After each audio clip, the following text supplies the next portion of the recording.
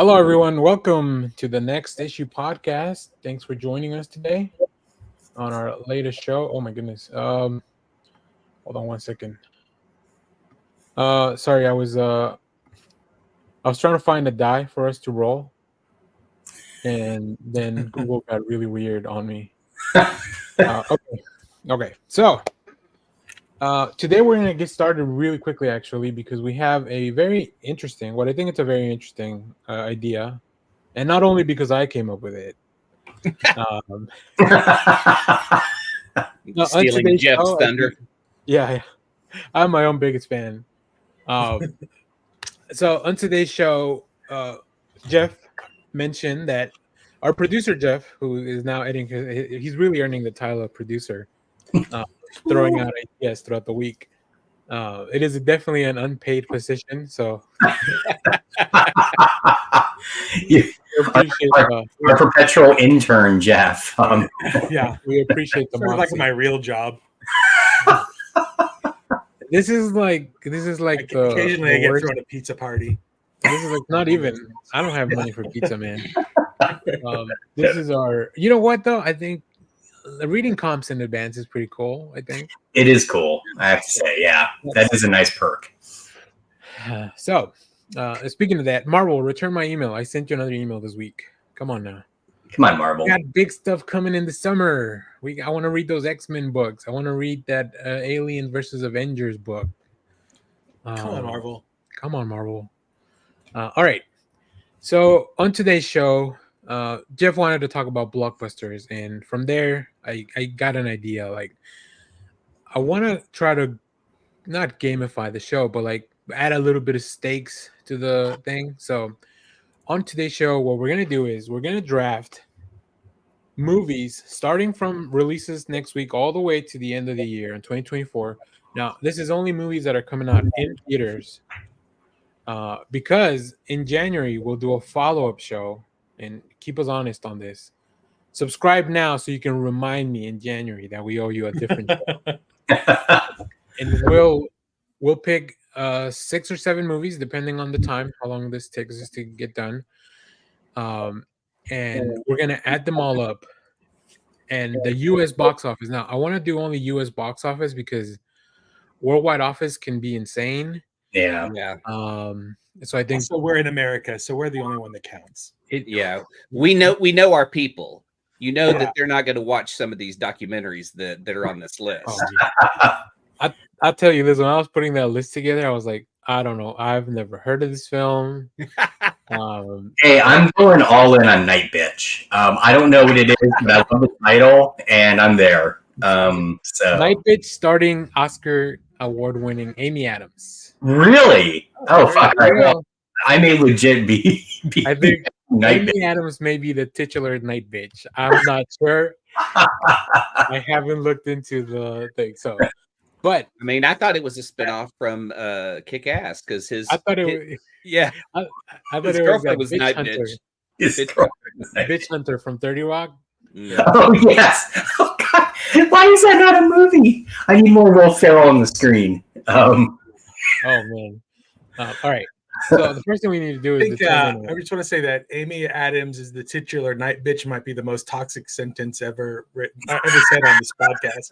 You may be right. Yes. Woo! Right, come on the show. We'll fix it.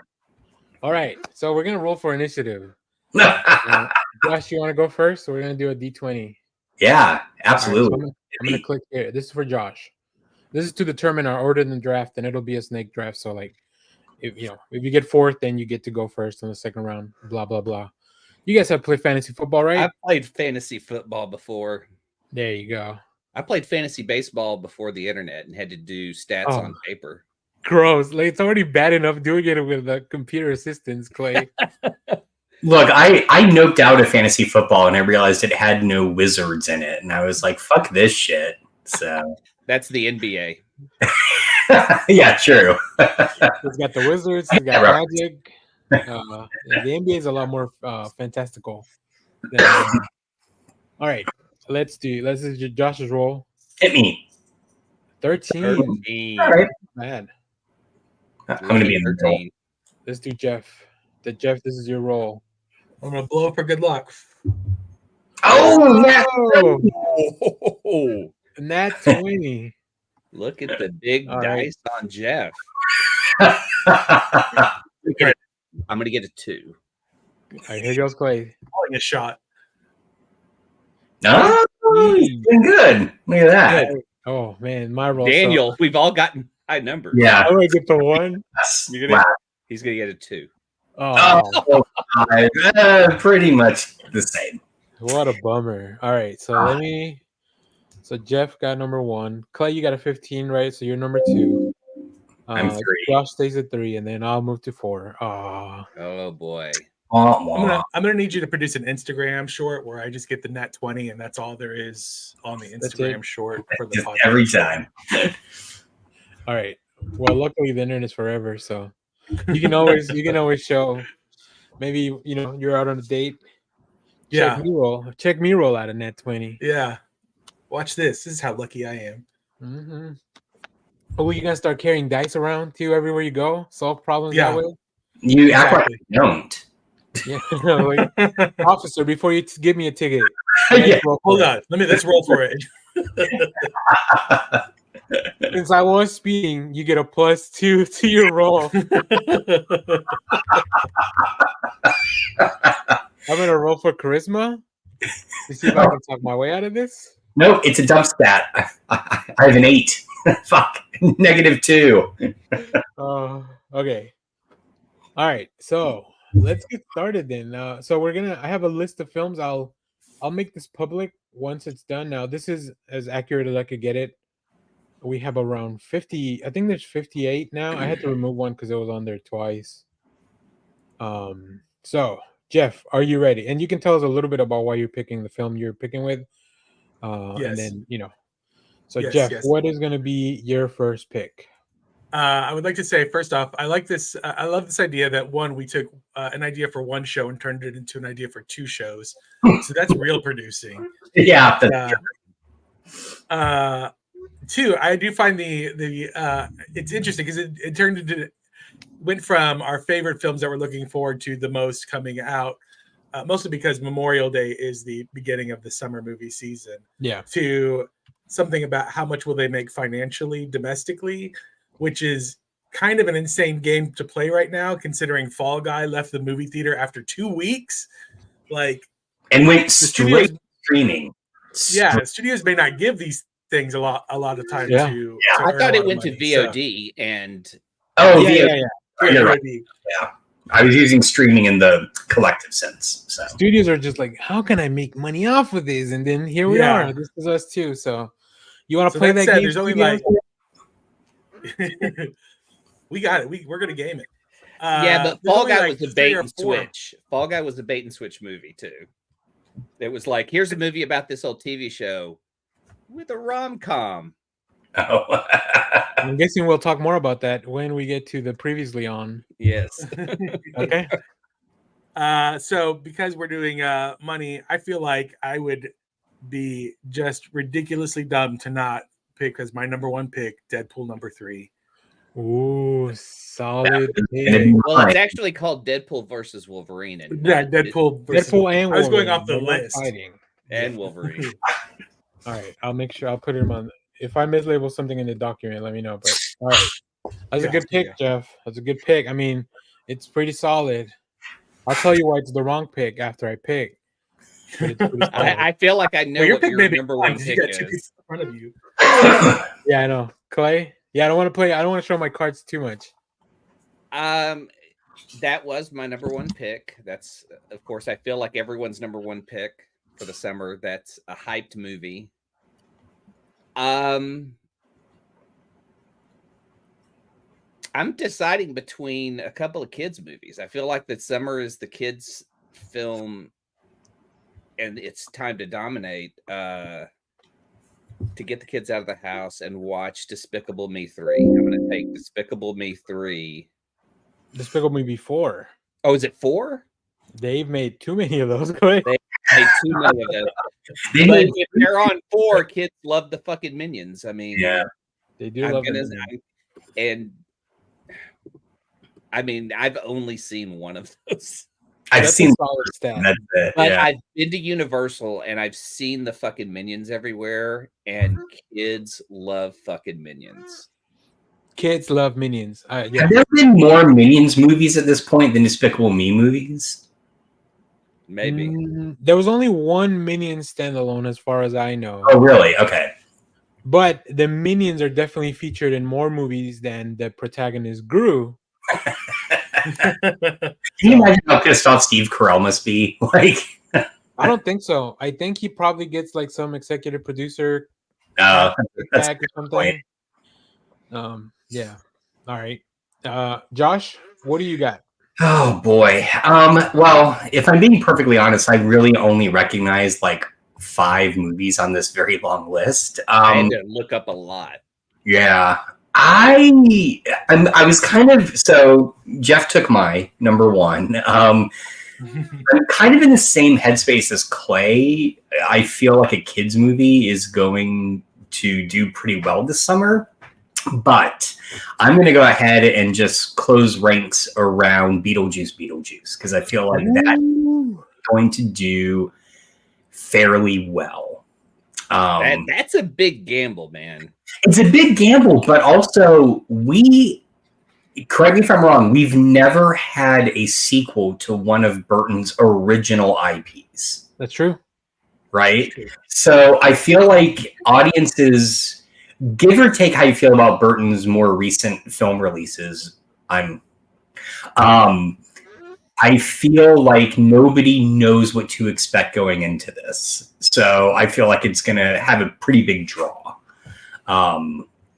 So that's actually that's pretty good. That was definitely on my list, especially after the trailer that came out this week, where we get to see, is it Monica Bellucci?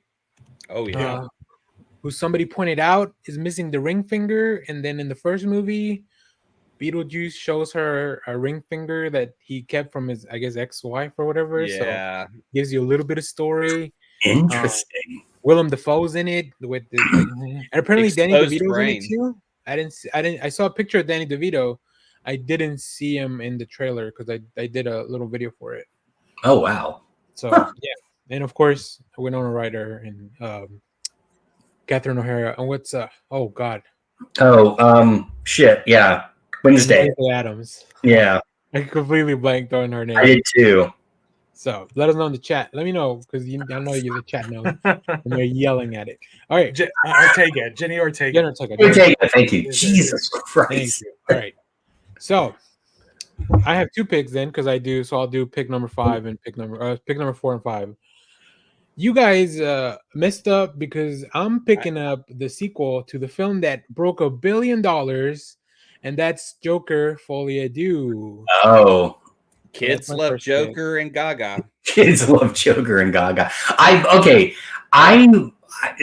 was on my list. Here's my concern. Americans don't like musicals. Right. So right. That's gonna be it. I think that's why they've been really downplaying the musical aspect of it. Yeah. Like, the director's been talking about in interviews, like, well, it's not really a musical, it's just like guided by the music. I don't know. Like, but the first movie broke $1 billion and it was rated R. And rated R movies are just not supposed to make that much money, which is my concern for Deadpool and Wolverine. I think it's going to be okay because I think the hype is real. The hype is real, and I feel like also, especially with the jokes in that first trailer, where it was very clear they were playing off of this being now a Disney property, but not still going hard R. I also feel like because it's the third film, so many people, including parents, know what to expect that I bet they're going to let their kids see it. Yeah, that makes sense. Yeah. So my second pick, and I have a few things on my list, but I think this might be the safest one. The only thing that might get me here is time, because this is one of the films that's a little bit later in the year, and that is The Lord of the Rings, The War of Rohirrim. I haven't even heard of this. All I heard was the upcoming Gollum one. I feel like Lord of the Rings fans are insane, and they'll go watch anything, even That's even right. if it's to shit on it, they'll go watch it.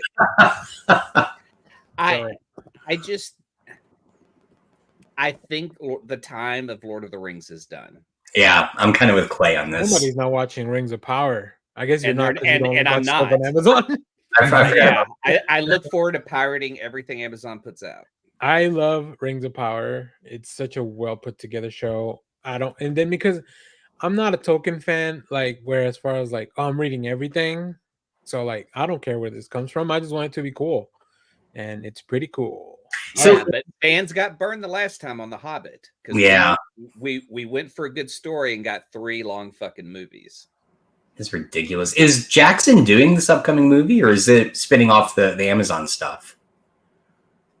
I don't know enough about it to confirm that answer, but I just saw the name of Lord of the Rings.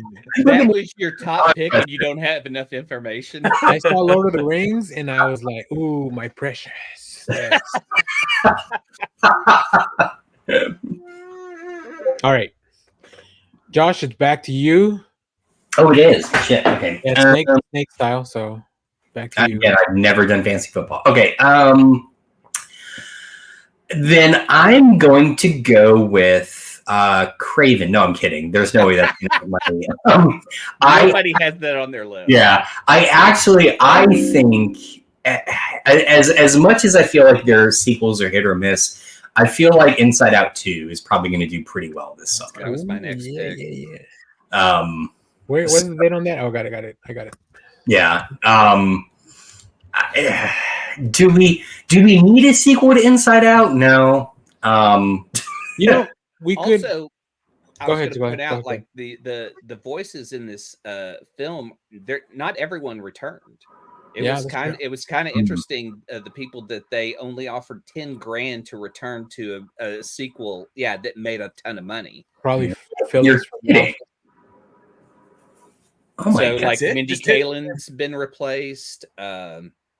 Yes, like Amy Poehler's back.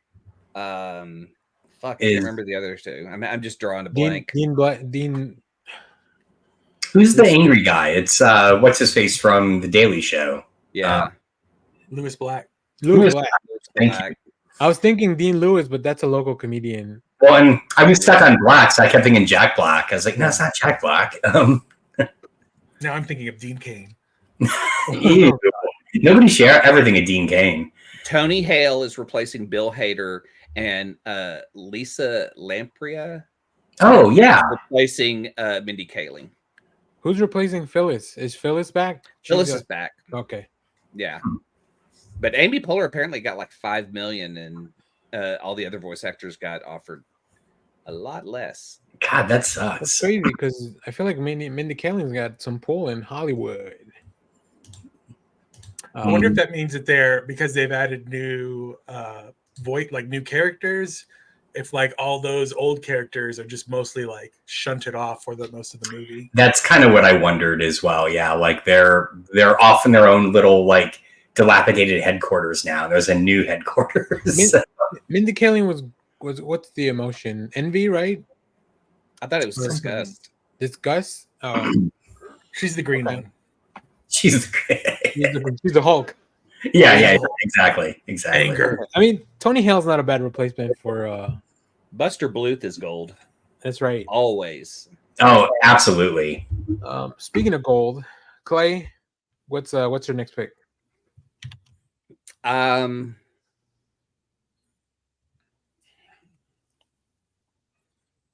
Oh yeah, This, our this audience- bothers me to pick this because it was always Bad Boys for Life. But when they finally got the chance to do the 4th Bad Boys, they're calling it Ride or Die. They just addressed that on TikTok. Actually, they're They like, did. I know we messed up because someone like in TikTok you can take a comment and make a video to respond to it, and somebody's like, "This should have been Bad Boys for Life," and they're like, "We know we messed up. It's gonna be a good movie." Like Time. It should have been on the page when you wrote the first script. When we get to the fourth movies, this is Bad Boys for Life, y'all, and everyone's like, "Yep." Yeah. And then they got there, and they're like, "Ride or die. Let's try to do something another franchise has done successfully for 9 films." Yeah. I bet. They're trying to rehabilitate two individuals right now, so they were just like not thinking on the correct page. They don't want to remind people Will Smith's in this movie and all the drama he carries. I bet they were thinking, look, we're obviously going to be making a 5th one, so let's save that for number 5.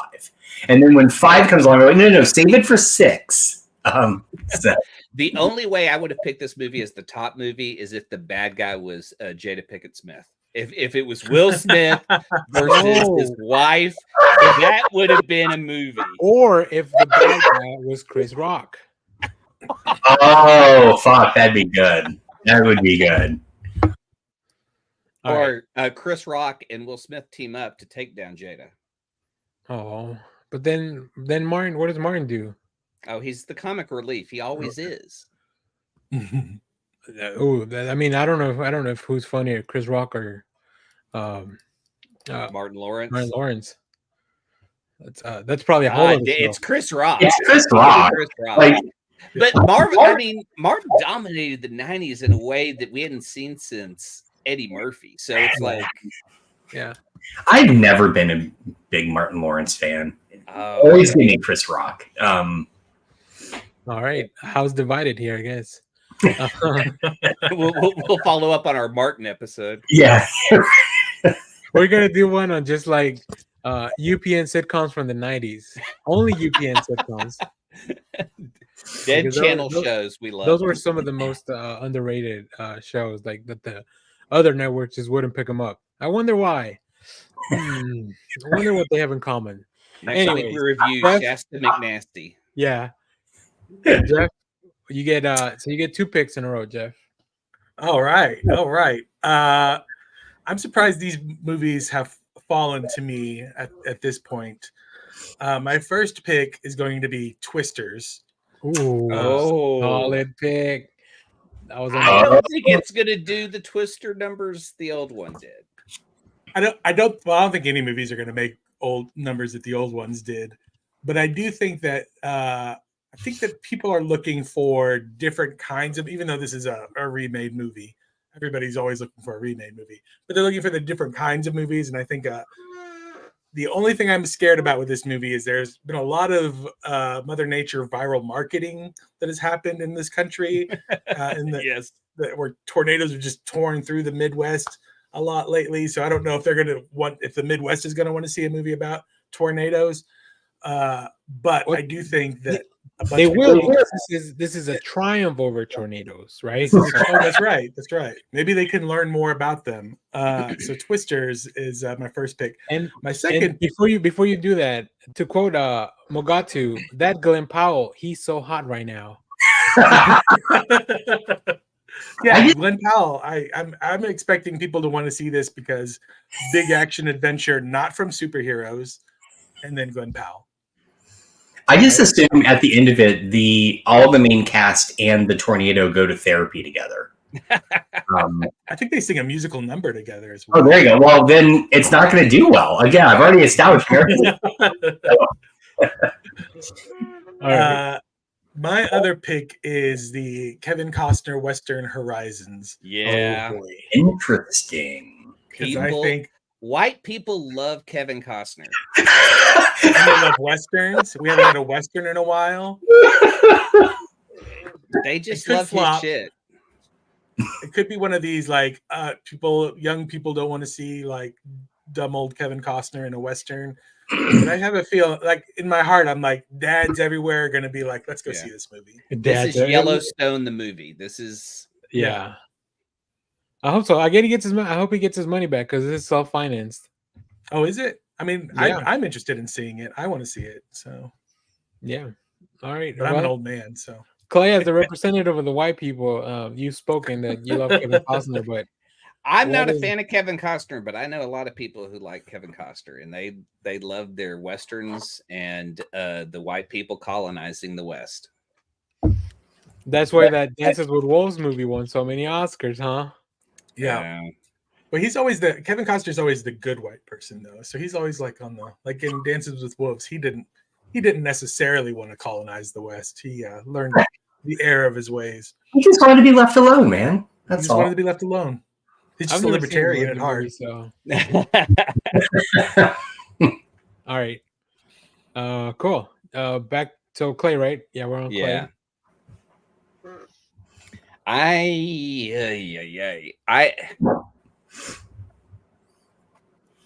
You know what? I don't want to pick. There's like 2 kids movies. I'm still on kids movies that I think are gonna really do well. But I'm gonna go with Harold and the Purple Crayon. Oh, there is no way that movie's gonna make money. No way. Really? I don't think so. We'll see. It's interesting. It's at an interesting time because it's in the middle of the summer. Yeah. And what do parents want to do more than get away from their kids for 2 hours by dropping them off at the theater? Yeah, but film. Show me what kid knows Harold and the Purple Crayon these days. Listen, but it's the parent that's going to take them. Yeah. Somehow that Big Nate still gets published and it's like selling like hotcakes all the time. Well, but here's the thing: if you are familiar with Harold and the Purple Crayon, you know he doesn't look anything like Shazam. Yeah, I know exactly. Like a little kid, like he should be bald. Yeah. You know, bring me more bald media. Come on, we had Caillou. We got the Harold. Like, we need more. Charlie Brown. Yeah, bald representation in children. All right, what else? Josh, you're up next. This is getting hard now.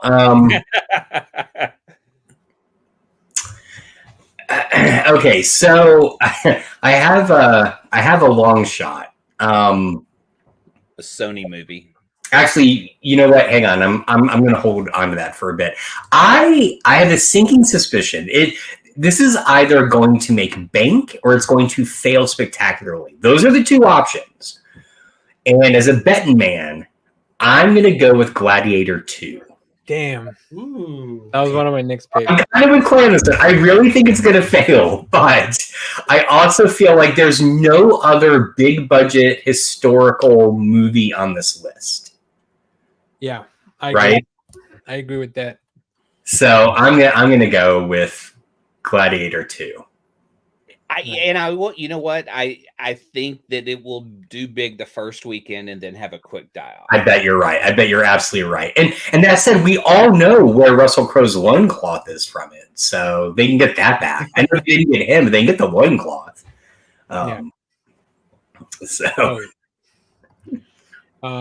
Next, I'm going to go once again. This is kind of a gamble because another late in the year. But I think this movie can make money fast. This was what I was going to pick, I feel like. I'm going with Sonic 3. Yes. Yeah. That was my other pick. Olive Garden all around. But it's got to do those numbers in less than a month. And Harold and the Purple Crayon will be out all summer, I feel like. Yeah. I feel like Harold and the Purple Crayon is going to go to streaming like 2 weeks after release. We'll see. Look, I'm adding nostalgia. Hey, the parents will take the kid, and it will become a thing. Yeah. That is a risky pick, though. Wolfman. I was going to say. I mean, it's that pick is it's a kids movie. It's the holiday season, so I don't know. I think it is kind of a smart pick. I did have it, but it is late in the year, so I don't know. I feel like Sonic is another one that will go to streaming pretty quick or go to video on demand if they don't do the numbers in the first 2 weeks. I feel like the first 2 movies did really well, though. Like that's why we're seeing it 3, but I think they're trying to maximize it. Yeah, I'm hoping it makes a lot of money because it's going to be during that Christmas break. So, did they move the Wolfman family movie? Gosh, did they move Wolfman to 2025? Yeah. All right, so let's take out Wolfman. I don't think anybody's going to pick Wolfman, but if you were, don't pick Wolfman, all right? Thanks. Yeah, this list, some stuff. I think The Crow also moved out of August, but it's still coming out this year. Okay. So keep that in mind. Before you pick The Crow, if anybody was going to pick The Crow, which I don't think so. I have it on a list, but I don't think I put it No, I have him on the list. I think it's going to do well because of the cast. All right. My next movie, because I get 2 picks in a row, is going to be A Quiet Place Day One. I think people like those Quiet Place films. They do. I think the trailers have looked interesting enough because everybody feels like I want to find out how what the aliens are or whatever. So we'll see, and it's one of the summer blockbuster movies. So I know John Krasinski's older film just bombed. Which one? The Imaginary Oh, Friends, yeah. the Ryan Reynolds. Yeah. So all right, this starts round 4, right? Right? Yeah. So, all right, Josh, back to you. All right. Let's see. There's one on this list I feel like I should go with that no one else has picked yet, but I'm kind of holding on to it. Just to see. How many rounds are we going? Because yeah, you said 6, I right? think 6, maybe 7, probably 6 though. We're at about a halfway mark, and we're about 30 minutes into it, so probably 6. All right. So I again, I'm just going with like Hail Mary gambles at this point. One thing so far that nobody has noted, and this was kind of my take with Gladiator 2, is what movie is going to be out there this summer or this fall for the over 50 female crowd. So I'm going with the Fabulous Four, and I feel like there's at least going to be a tiny percentage of people that go see that thinking it's the Fantastic Four.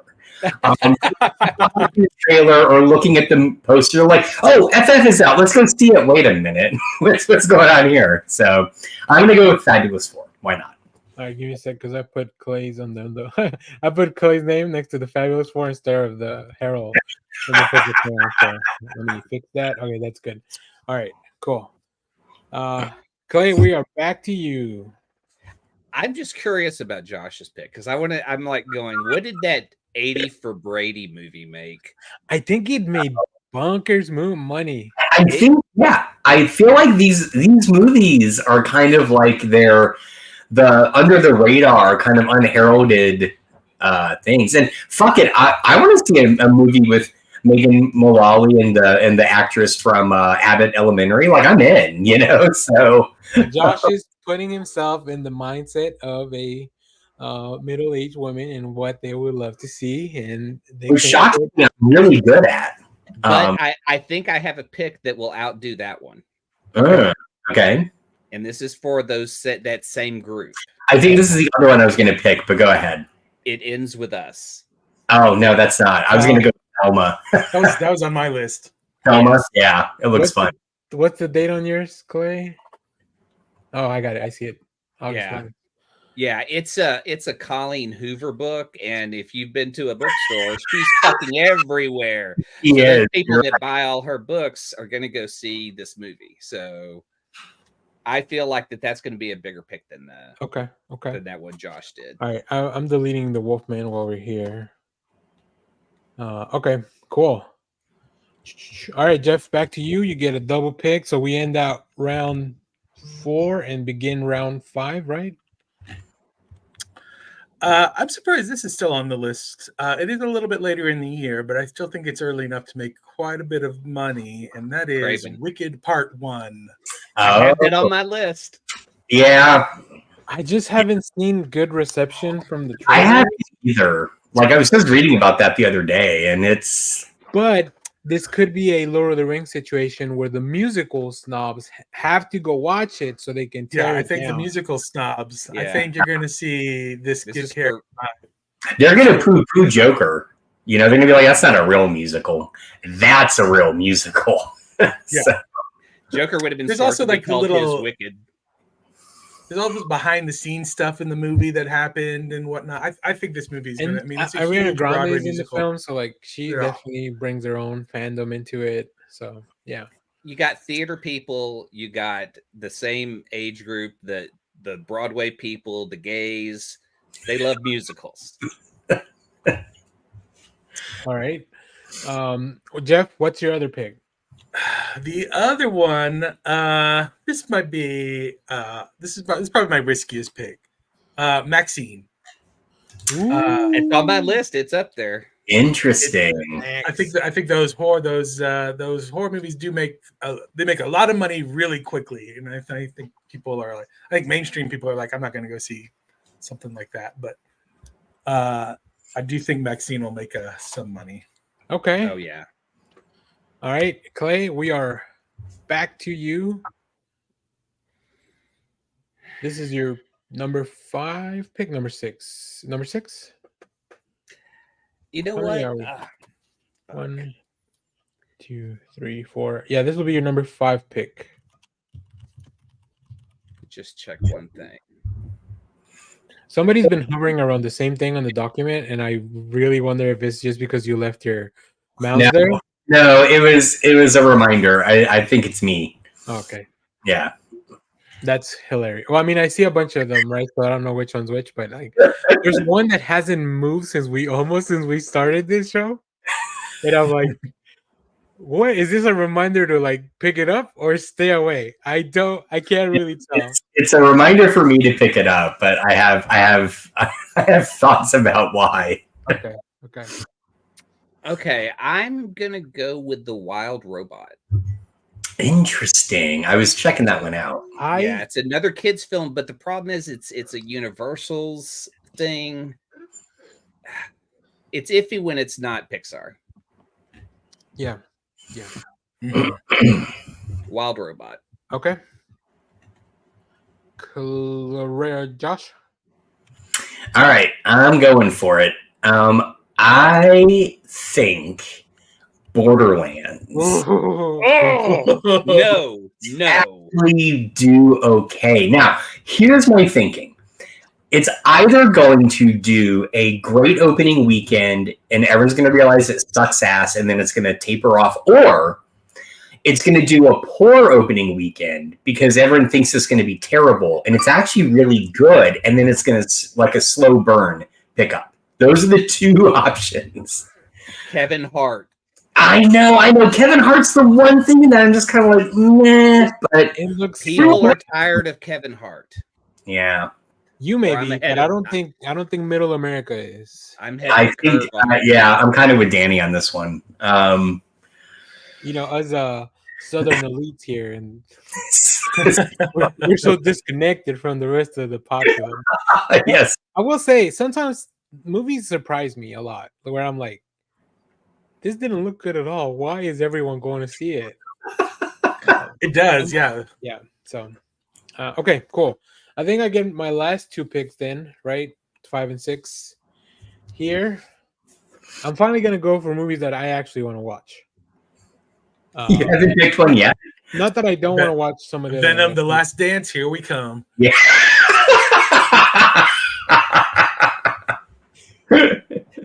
No, actually, I'm gonna pick Alien Romulus. Oh, I wondered about that. All That's a right. good pick. Yeah. I think people are excited for it. I'm excited for it, and it's like right in August, like as we're getting ready to like close out the summer. So, and the other one, very controversial director. I think he's over bashed. I don't think he's as bad as people think he is. I'm gonna pick M. Night Shyamalan's Trap because that trailer looks so good. I think he's all hyped now, man. His trailers are great, but his movies are just. I like the other one. I like the one about the cabin at the end of the world or whatever that was called. Yeah. And I think this one has a lot of like Taylor vibes because it's about a pop star, and I feel like I don't know. I like it. Okay. You forgot about Old. Remember when Old came out? Everyone was like, "Oh, this trailer looks awesome," and then it was like, "Oh, well, the manga was better." I do think this might be. I do think that if Josh Hartnett kills it in this movie, I think people will go see. Josh Hartnett it's on a way. Like after Oppenheimer, they're like, "Oh, He really is a good actor. We forgot about that Yeah. part. There was a reason we liked him back in the day, and 30 it was days, more than just, and it was 30 more than days just of good nights. looks. He's actually really good at acting. All right, so yeah, I'm gonna close it out with Trap. Maybe a trap for myself. All right, Josh, what's your last pick? Oh God. Jesus. It's hard when Christ. there's no Marvel movies, right? There's there's Craven and Venom. I I'm said it's hard when there's no Marvel movies, right? I gotcha. You know what? I'm as my last pick. I know this won't do well, but it's one that again I want to see. Nosferatu. Why not? Yes. Let's see someone Yes. Nosferatu. Why does it need to be remade? It doesn't. The original's a stone cold classic, but we already have a remake in the 70s from Herzog, so I don't know. And then the Shadow movie that they did with I know, which Yeah, also yeah, has a pro, right? Like, what? I love this weird connection we're getting with, which that's a perfect back-to-back screening. You watch the original Nosferatu, and then you watch Shadow the Vampire, and they are fantastic. I want to watch it. It's Robert Eggers, and I think his movies. I'm literally hit or miss on his movies. Like, there's half of them that I don't care for, but the other half I'm like, hell yeah, give me more. So they're all winners except The Lighthouse, which is just a movie about farts. I don't know. I see. I didn't know it's the guy who did The Lighthouse. Now I really want to see it even more. oh. Anyway, so that's mine. I'm going to lose. I know I'm absolutely going to lose. You're going to have a good time doing it. I am. All right, cool. Clay, what's your last pick? I'm torn between two because you guys shit on The Crow, so I'm tempted to pick it. I think I'm going to go. Let me make sure The Crow's still coming out this year. I heard it got moved from that. Oh, really? Okay. Yeah. That way you don't have to struggle.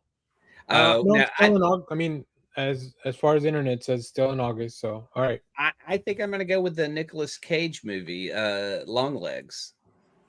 Oh yeah, I saw the trailer for that this week. It's fucking insane.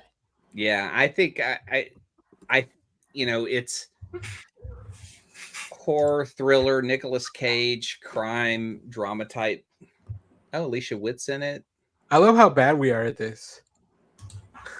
I should have researched more. I know it's kind of last minute, but if this format works, we can kind of keep doing it.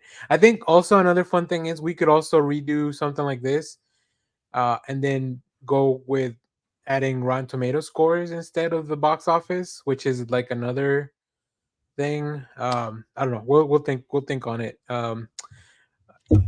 Jeff, you are the last pick. What do they call the guy at the draft? The last guy, Mr. Irrelevant. This is the irrelevant one. Like Clay, I was like, the Crow. I feel like the Crow has some outside energy going along with it. That some people that might want to look into it, but I'm not going to pick it. Sorry, Crow. The other thing I had on my list was because I went and looked at the trailer, was The Good Half, which is like a little. Somebody called it like a throwback to a Zach Braff indie kind of emo film, which again I feel like people are kind of maybe craving like a little bit. But I'm going to go with the film that I thought looked the cutest. Is Thelma. Thelma looks good. It's about an old grandma who gets ripped off by just a telephone scammer, and so she tries to get her money back. Sort of like the beekeeper. Yeah, except there's no Jason Statham. It's just the grandma goes after her money. So, but in a beekeeper way. There is one handgun I've seen in the trailer. So Thelma, I have a feel like I don't know if it'll become like an indie darling when it comes out, but I hope it does. All right. Now, before we close out, since we closed out a little early, everyone gets a chance to switch one of their films if you want to. So take a second. Let me go through the list for the viewers in the meanwhile. So Clay has, and these are not in order of being picked, these are just the order that on release date. Clay picked Bad Boys, Ride or Die. Thelma. Oh wait, no, that was Jeff. What the hell? Why did I write Clay? Sorry, Jeff.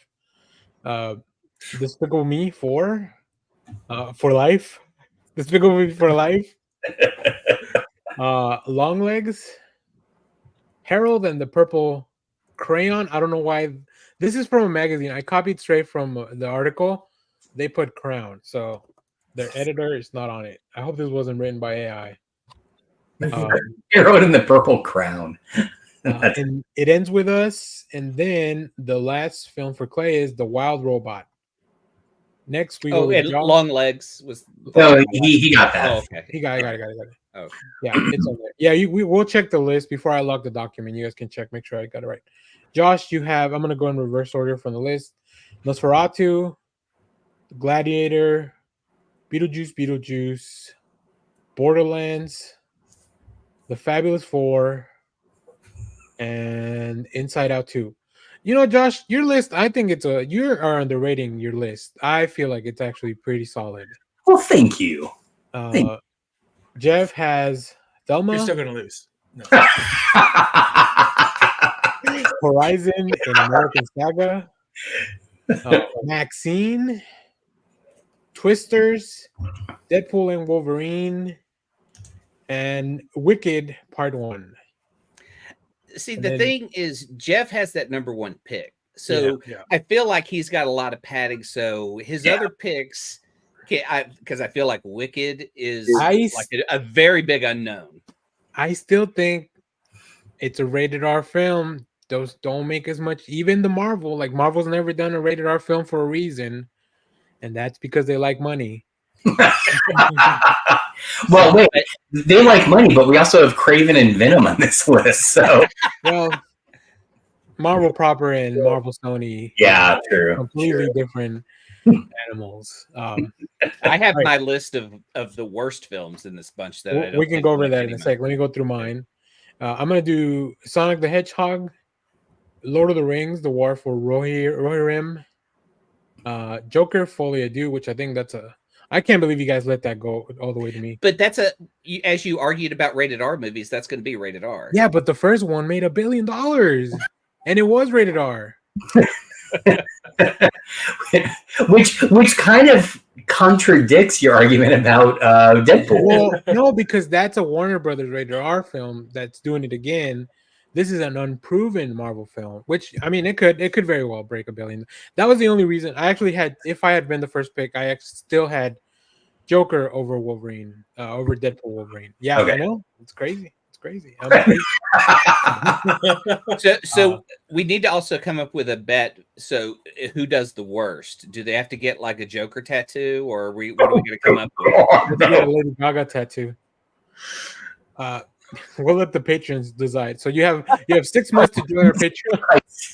Yeah, only patrons can decide what happens to the losers. I am not getting a tattoo. I'm telling you right now, mainly because I can't handle the pain. I feel like we could make someone cosplay in an episode.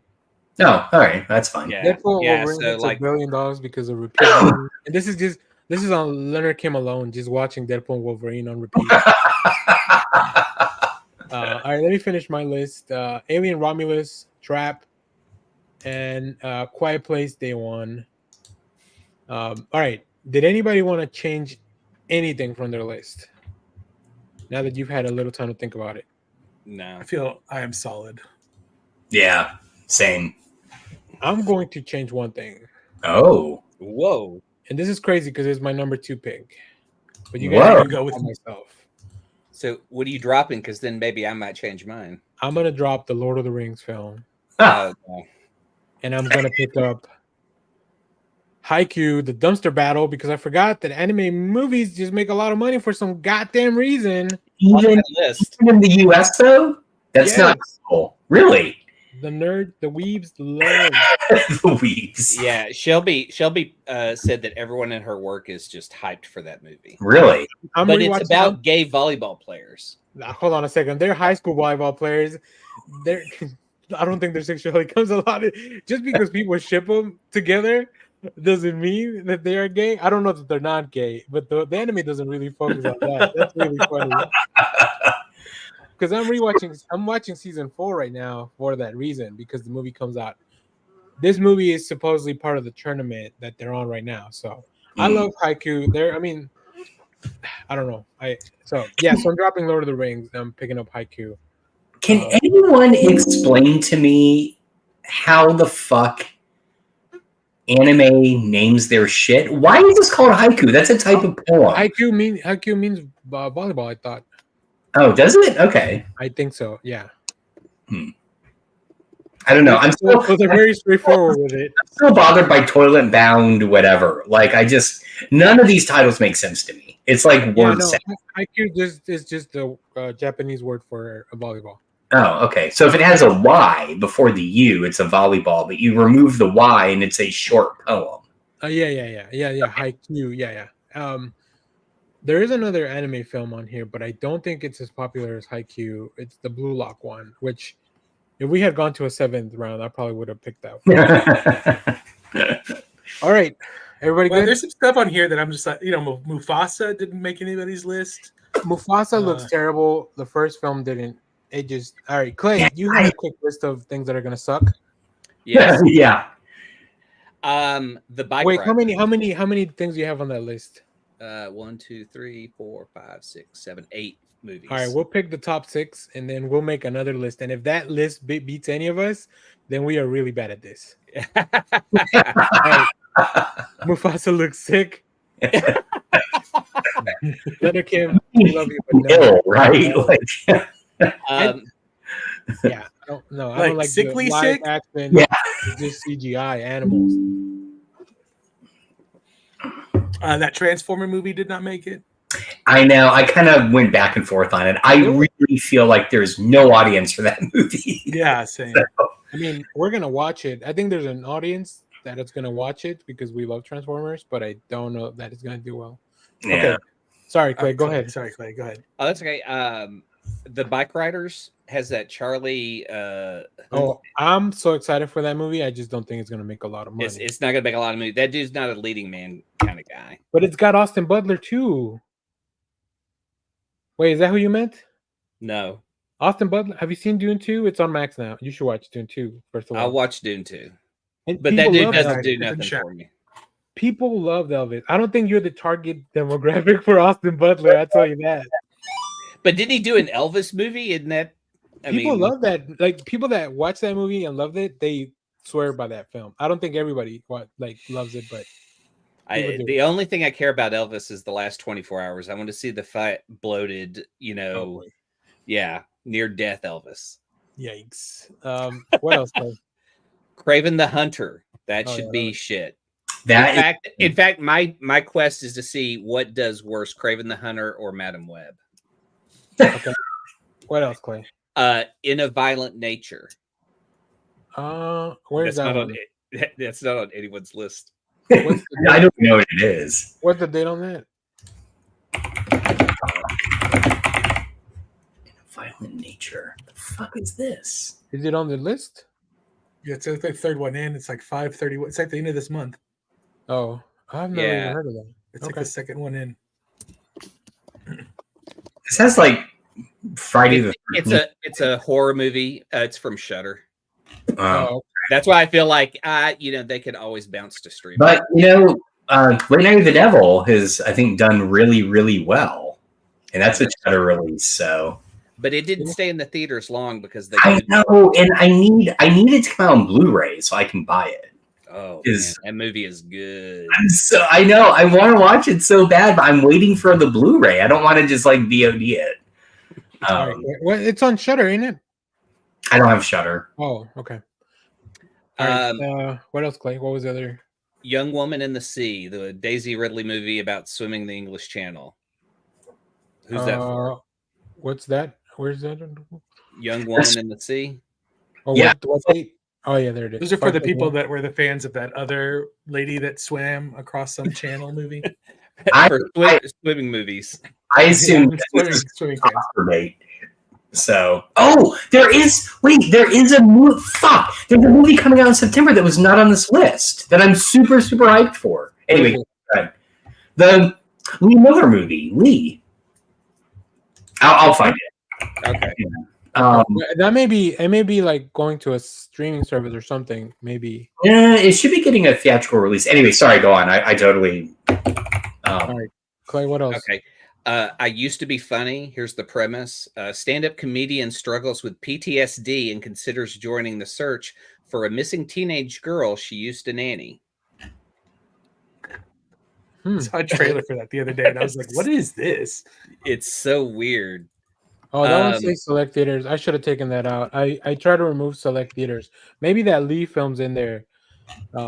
Because select theaters to me felt like that's more of an indie vibe, and that's probably not what we were looking for. It's very much an indie film. Yeah, hang on, I'll post it. But yeah, that's on my. It's not going to do well, but it's on my list because I wrote my thesis on it. What else, Clay? We need 2 more at least.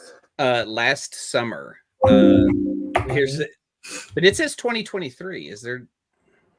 Maybe it premiered at a festival in 2020. For Lee, yeah, it didn't get picked up for distribution until this year. Oh, okay. Right. So I see. Yeah, June 28th release date.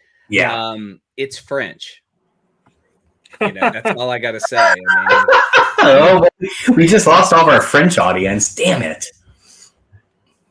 Bye. Not everyone feels that way about the French. All right. I love your bread and your cheeses. Not a wine drinker. Sorry. I love your towers are fucking excellent. And then Firebrand. In Tudor England, Catherine Parr reluctantly agrees to become the 6th wife of tyrannical King Henry VIII. Her consent to marry him carries a great personal risk. I mean, just reading that put me to sleep. All right. Yeah. Stars Jude Law. If any of us lose to that list of 6 garbage movies, then maybe you should get a tattoo of Deadpool in your ass or something. I don't know. I know. I think we should just come up with the most ridiculous thing. We'll see. All right, cool. I also had Gladiator 2 on there, Josh. So yeah, I'm pretty excited for Gladiator 2. You're wrong. That wasn't my list as well, Josh. I thought it was gonna. Yeah, I feel like a lot of Gladiator people are gonna go back to the film, go back to the movies for it. I mean, I'm gonna see it. That's yeah. But I'm not the normal movie watcher, so I think the biggest film to lose money that will be Kraven the Hunter. I also think that I feel like Venom's not going to do as bad as people think. No, I mean Venom's been yeah. It's got a built-in audience, Yeah. Not me, but no one picked Night Bitch. I just like the title. It's based on a novel apparently, so. Oh, okay. Which I'll just go read the book. By the way, has anyone noticed, just because I'm on IMDb right now, go to IMDb and look up Alexander Skaarsgard and just notice his official photo. It's hilarious. I don't know. Hold on, let me see if I can't even spell IMDb. So I definitely know I can't spell Alexander Skaarsgard. I feel like Gladiator 2 needs a cool tagline, like more Gladiator. Gladiator is Madiator. What is happening? It is Madiator. I love it. Okay, let me share my screen real quick. This is a great. I just want to know what premiere that was for. It's at the 2016 MTV Movie Awards. Oh, okay. Oh, I'm sorry. I thought I was sharing it. I'm just over here laughing at this man all on my own. And it's tiny whiteys even. I it's mean, hilarious. If you're the Northman, you can Donald Duck it. You can learn to do it. This is authentic Icelandic garb, Josh. Stop being insensitive. I love it. Oh my god, so good. That's great. Cool. Well, there you go. I'll post the list on our community tab or something. I don't know. We'll figure out a way for you guys to be able to see them. All right, that was fun. I love drafting, but hold on, I'm trying to put up the next thing. So next we're gonna do a quick comic review. Let me set that up real quick. You know, what could be interesting is if we do a draft for the new X-Men books that come out and see what sells the highest. Which one lasts the longest? Any interest? No. I like the idea. Yeah, which one I'm lasts sure the there will be a longest. cancellation within the first issues of one of those. Yeah. The only thing is, I feel like whoever gets the first pick, like, yeah, now I'm kind of going. It's gonna be the X-Men title, right? The main one, and I feel like that one's gonna. It'd also be cool to, or like which creative team lasts the longest. Yeah, that would be interesting too. We'll see. I think that sounds fun. Oh, sorry. We probably need to do a little more planning around some kind of comic book draft. But I think that would be fun. So, all right, Josh, were you gonna say something? No. Okay. All right, cool. So, next we're gonna do a quick review of a comic book. Our friends over at Dark Horse have sent us an advanced copy of William of Newbury. This is a upcoming comic book by Michael Avon Oeming, which I'm pretty excited for. I don't really have a synopsis other than we follow William of Newbury and his various adventures, fighting demons and navigating his way through this like kind of like medieval times kind of like setting where everybody is an anthropomorphized animal, which is like marks a big checkbox for me. Yeah, same. So I'm gonna start with Josh. I'm pretty excited about this one. Josh, what did you think of William of Newbury? Oh, I liked it. It was a lot of fun. Again, it's like somebody made a comic specifically for me. And I was also thinking, and why am I blanking on this? What's the oh my god, the Japanese rabbit in Usagi Yojimbo. Yes. So do you like Usagi Yojimbo, but you wish it was set in medieval Europe? Then you'll like this book. I mean, it's basically that, right? Yeah. Yeah. No, I enjoy it. I think the only complaint I have, but it's definitely something that I feel like we'll get more of in the next issue, is you're just kind of thrown into it. Like there's tension between some of the characters, but it doesn't make any sense. And I feel like what always worries me is this going to be one of those books that you probably should read as a collection, rather than waiting month to month. I don't know, but it's still, the art is wonderful. The story was fun. I liked it. It was good. And it's actually funnier than I thought. Like I really thought it was going to be a little darker, just the way it's sort of set up, but it's not. It's very lighthearted. So yeah, I agree. Jeff, we'll go to you next. What did you think of William of Newbury?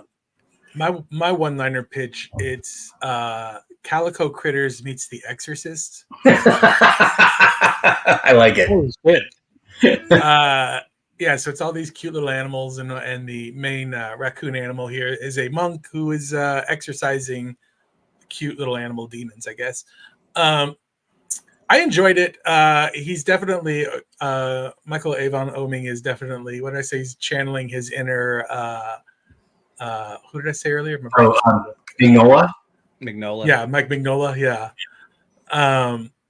I like Josh. The way the story kind of jumps in media res, like. Yeah, you kind of have to, I guess, catch up a little bit with the characters a little bit. What do you mean? We got these two. We got a whole 2 panels telling us where we were and what we were doing. Everybody's relationship with one another. There's some stuff as to whether the church is corrupt. There's some definite like corrupt. Real. Yeah. There's some definite like themes, some adulty themes with these cute little animals happening. But I have like the only thing that the very end, you kind of feel like there's a bigger story at play. Oh yeah. Yeah. But up until you get to that point, you're just kind of following these characters along, and you're like, okay, it's cute. There's nothing that really super hooked me until the very, very end, where I was like, Yeah. now I'm kind of interested in to see where it's going to go from here. Yeah. But it's very enjoyable. The artwork is great. Yeah, I enjoyed it. Nice. Now, Clay, you are known for being a fan of anthropomorphized raccoons. What did you think of this book? It's fun. I mean, it was like reading a D&D adventure. Mhm. You know, I loved, like you said, it's horror comedy. You know, you've got the horror basis of what the monk is doing in the exorcisms, but the dialogue and the characters are great and fun to follow along with. So yeah, I really enjoyed this book. And yeah, the art is top notch, but I mean, the guy did Powers. I expect top notch. Yeah. And that was one of the reasons I picked this book to review. And I was going through our stuff, and I was like, well, Michael Owens, I think he's a pretty big name, like as far as like classic comic books, but I don't think I've ever seen anything that he's actually written himself. So this was probably a good point. I really like the design of the raccoon monk. Yeah. Like I think that's fun. Now, Josh, earlier you mentioned that you felt like there was a little bit of conflict that maybe was a little underwritten. I just felt like William seems like a free spirit in this like very like structured organization, and it almost feels like this is the last straw. Like I think it's a rabbit that's like his. You know, they're called each other brothers because they're part of like the church or whatever. So like, but yeah, I feel like the rabbit and like they, especially because they immediately brought up like, we're not making enough money off of these people, Right. and you're over here taking like devil money from these exorcisms. Like, I feel like if somebody pays you for an exorcism, that should be like, that's good money, Yeah. you know, like you're helping them out with a big problem. Right. I don't know what else. I don't know what is more doing the Lord's work than to getting rid of demons. So, but I thought it was really fun. Like nobody would lend him a horse to go to this place, and you know he runs into problems. Getting immediately right off the bat, he runs into problems. So I'm excited. I think this is gonna be. I think you're right. This will probably read better as a collected arc. Yeah. Just because it leaves you in such a place where you're like, I want to know what happens next, because the main character, it's somebody that you kind of really want to root for. So Yeah. So yeah, I'm excited. So I recommend you pick this up on next Wednesday. And yeah, You let know, us the know what colors you are thought really about it. great in it too. Yeah. Like the colors and stuff. Like I don't. Sometimes I always forget to mention like a colorist because you mentioned the writer. Like we were. Luckily, this one it's all the same person. So we Is it on Did you do the colors on it? I think so. Yeah, I'm pretty I sure. was trying to check. Hang on. I think the reason I didn't put a credits page was because it was just all Michael. I think maybe the letters are by somebody else, but I think pretty much everything else is Michael Owen. So, Oh, okay. Well, good for him. if not, we'll put the full credits in the description of the video when we break it off for an individual review. But cool. Well, that was fun. Thank you to Dark Horse for letting us check this out in advance. And we'll keep reading some more books. I'm sure there's a lot of fun. Dark Horse is kind of shuffled up. They recently had, and maybe Josh, I don't want to step on your toes if this is your recommendation, but they recently put out a Hellboy Humble Bundle that has a lot. Oh, so it's the Dynamite Humble Bundle that there's a lot of Right. Yeah. Humble Bundles this week. So all right, well I that's need- William Newberry. So yeah, make sure to go check it out. All right, cool. Oh, Hey, there we go. All right. Let's see. What time is it? Okay. So let's do a little bit of previously on when Clay has to step away. We could do a little wrestling, Jeff, and then we can come. Okay, we didn't take. We didn't take as long as I thought we were going to on the other thing, which is good. Cool. Who wants to kick us off? Clay, I feel like you got a bunch of things to say. okay. I noticed that you watched a bunch of things when I was looking at my computer. I was like, wait a minute. I know. At times I was your like, computer would who slow the down. hell? I'm like, I was like, who is this? And then I remembered. So yeah. So I got to see the Fall Guy, and Colt Seavers, truck, stuntman. That's about all you get from the Fall Guy. They even redo the song at the end, so it's not really the Fall Guy. They do show you Lee Majors and Heather Thomas at the end credit scene. Still not Fall Guy. But I loved the movie. I still thought it was a blast. I mean, good. The thing with the marketing on it is they're making it appear like a stuntman movie where it's a rom-com. I mean, this is a straight up rom-com that's just a bait and switch. He's a stuntman who has to find their lead star who's gotten into some trouble. And so that's really the case that he's working on. But he does some outlandish things. You got to just give the movie a lot of latitude, and then you'll just have fun with it, because that's what it is. It's just really kind of a fun, I don't know if I want to say romp. It's like set up action sequence. Let's do the stunt sequence. A set up action sequence. You know, that's kind of the way it is. And then you just kind of have to ignore the story, because at parts of it are kind of dumb. You know, like he's fighting with the guy he's doing the stunts with at the house, and then these people are like hunting him down. So that guy just goes right back to work, but then tells his entire stunt crew, we have to fight these guys because they're bad. And that's like the big, you know, act 3 fight. And it's like, what? It was kind of ridiculous. And then it kept trying to end and would keep having stuff.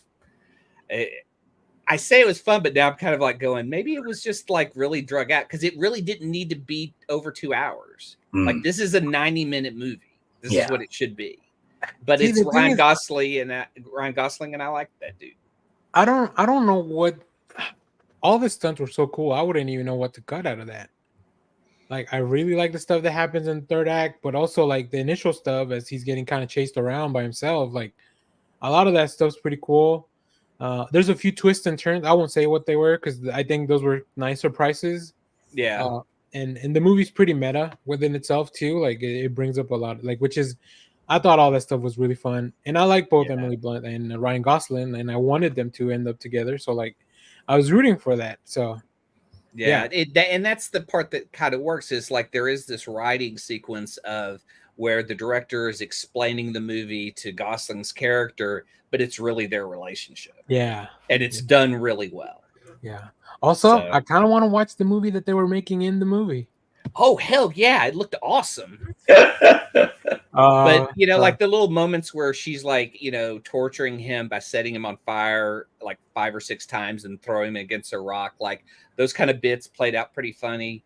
Yeah, I don't know. I might have to watch it again, but it was definitely fun, but I had problems with it being called The Fall Guy. Okay. I can see how people would bump into that. I've never seen The Fall Guy, so I didn't have any issues with that. But I think also Aaron Taylor Johnson, probably underrated performance in this film. He was pretty great. He's really good. He's really good. He's great at playing a douchebag, man. Yeah. Craven should be good, maybe. Cool. Got to see Ghostbusters, the new Ghostbusters, which was Frozen Empire. Pretty fun. I mean, I really enjoyed it. You know, it's starting to become something different. So I'm not sure which way it's going. I don't know who the team's going to be in the next film. There's like this moment in this one where Dan Aykroyd's like talking to Winston, and he's like, he's like, hey man, Winston tells him, you can't keep doing this. I mean, look how old we are. And he's like, oh, this is what I want to do. Like he keeps saying this, like this is going to be the thing he does until he dies. So it's like, are they setting up him to die in the next film or something? Or are they going to set him up to just continue being Ghostbusters? But then at the end, we had like Janine, an unnecessary Ghostbuster in that final scene. Like, I love the nostalgia, but we didn't need to see her fight or Bill Murray show up with a quip or two. Like, are we going to let go of that nostalgia and go on with the new story? It felt like this was a good send off for that. That's kind of how I felt too. Yeah. Now that we've established these new characters, people that like them, they're already on board. So like, we can just kind of move forward with the kids and then going forward with that. Also, the kids that moved from Oklahoma to New York without their parents was such a weird bit too. That was odd. Like, how did podcast? podcast get there, I right? mean, who wouldn't let their kid spend the summer with Dan Aykroyd at his weird, obscure trinket shop? Yeah, exactly. He's helping them. He's helping them produce. You You got to know, get but that real world experience. Kumail's fun, Patton's fun. Like Kumail's really good. I didn't realize his role was going to be as expanded as it Yeah, I was. didn't either. He was really good. I want more Patton Oswalt. Like I really, he gets such short screen time, but I love his character. So but it Patton looks like he should could be the go-to guy for information in New York. Patton should be the Rick. What's his name? Moranis? Moranis type of character now. So, Yeah. which is a lot of fun. So Yeah. Joe Bob did Graduation Day last night for the drive-in, which was just a fun 80s slasher flick of nonsense. You know, it's an 80s movie, so all of the teenagers look like they're 30. That kind of fun stuff. And then the last thing, since we got our VCR working, we watched Planet of the Apes on tape. Oh my God. The original Planet of the Apes. Wow. So, yeah, we're How gonna was that? Oh, it's awesome. It's awesome. We just put it on at night and just kind of watch a little bit until we go to bed. Oh, sorry. The 68 movie. Okay. The first Charlton Heston flick.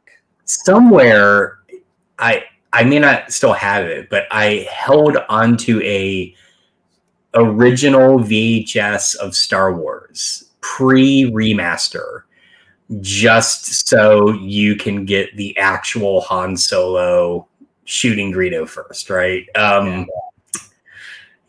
I've got those two. I have a set of collector's edition and the real Star Wars. The real Star Wars. But yeah, that's all I've been watching. Unless you want me to get into what I've been reading. No, that's fine. We can go back around for that. Let me get into a few things I've been watching. I didn't really put down a lot of notes, but last week I watched. So let me start with my shame. I shouldn't be watching this, but I checked it out. Daniel Tosh has a new reality show called The GOAT, which is about. So I watched Daniel Tosh's new podcast. I watch it, and he was promoting this show, and I was like, well, I like Daniel Tosh. I like Tosh.0. Let me go check out this new show. And you guys know I don't like reality shows. Yeah. And I continue to not like them even after watching 2 episodes of this one. I don't know any of the contestants because they're just like people from other reality shows that they're coming together for this. Like there's a lot of people from the Bravo shows and Survivor and all that stuff. Some of the Netflix shows too. But the only reason I watch the show and the first 2 episodes have enough Daniel Tosh for me to like continue to kind of keep watching, like have it on in the background when I'm doing stuff. So I don't recommend it. But I did watch it. The one thing I do recommend is I don't know if you guys know who Jenny Nichols is. Oh yeah. Yes. Her Star Wars I am thing? a huge fan of hers. Okay, great. Excellent. We're all on board. She just put out this week a video about why the Star Wars Star Cruiser attraction over at Disney World, I think, was not successful and why it shut down. So originally she had planned this video as a review of her experience going to the hotel, but then I guess by the time she was getting down to it, like they announced that it was closing, so she turned it into this. It's a really cool. It's a 4-hour video on her experience there and like what things went wrong, and why eventually it led to closing down.